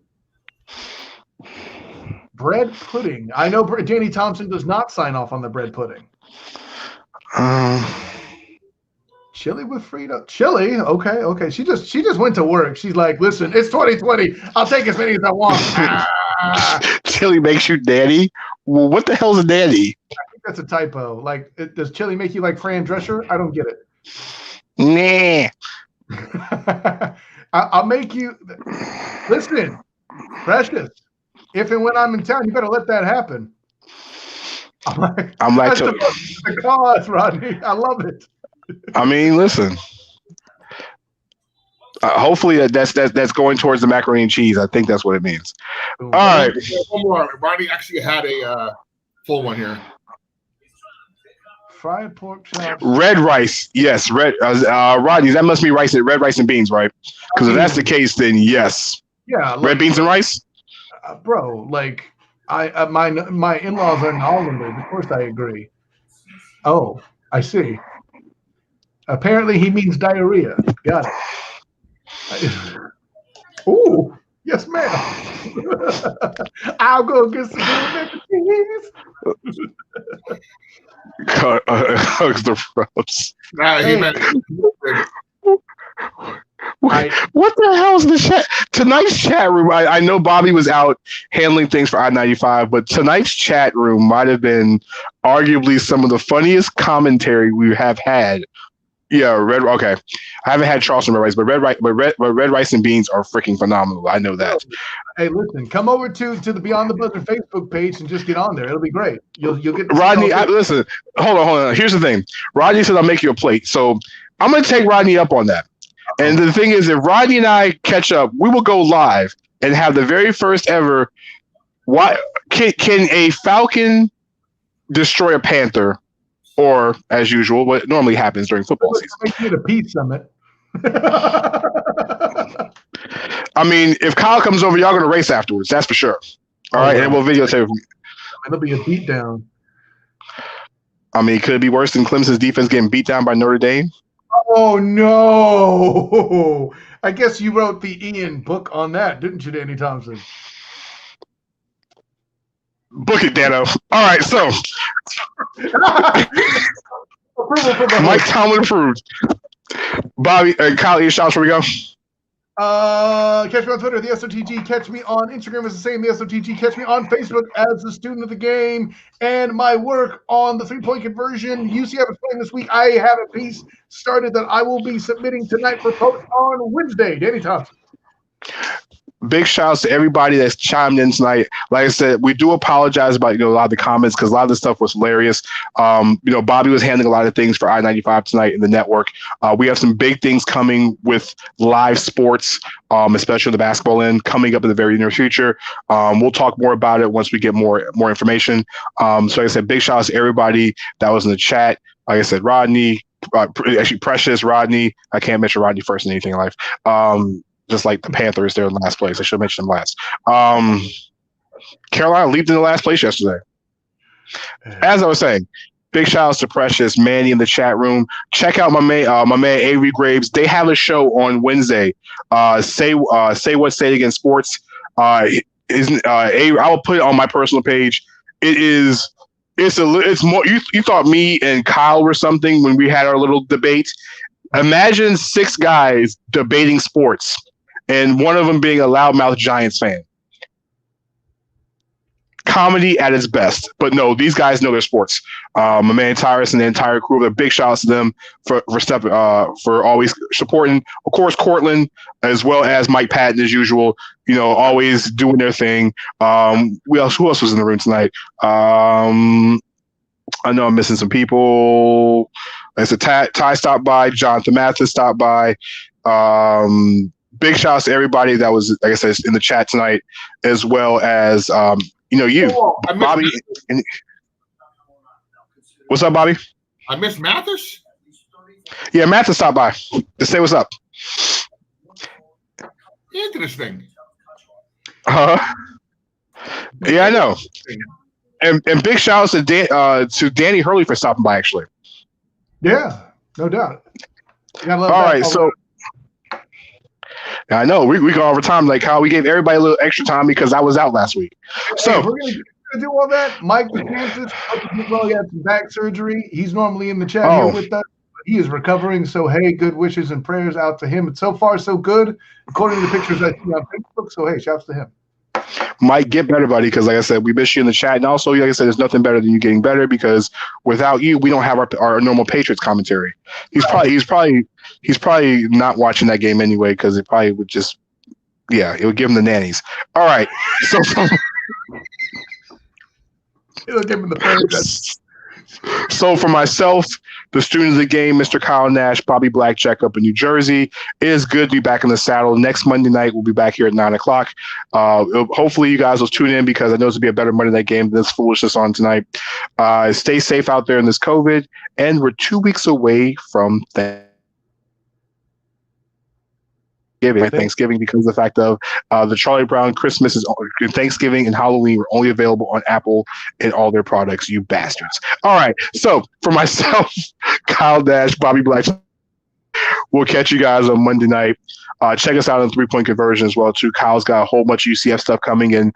I'm working with Georgia Tech basketball this year. And also I'll give you my picks for ACC because college basketball season for ACC player of the year, coach of the year, all freshman team, everything else coming up as 3-point conversion later on this week. So for myself, Kyle, Bobby, peace out. Stay safe. Later.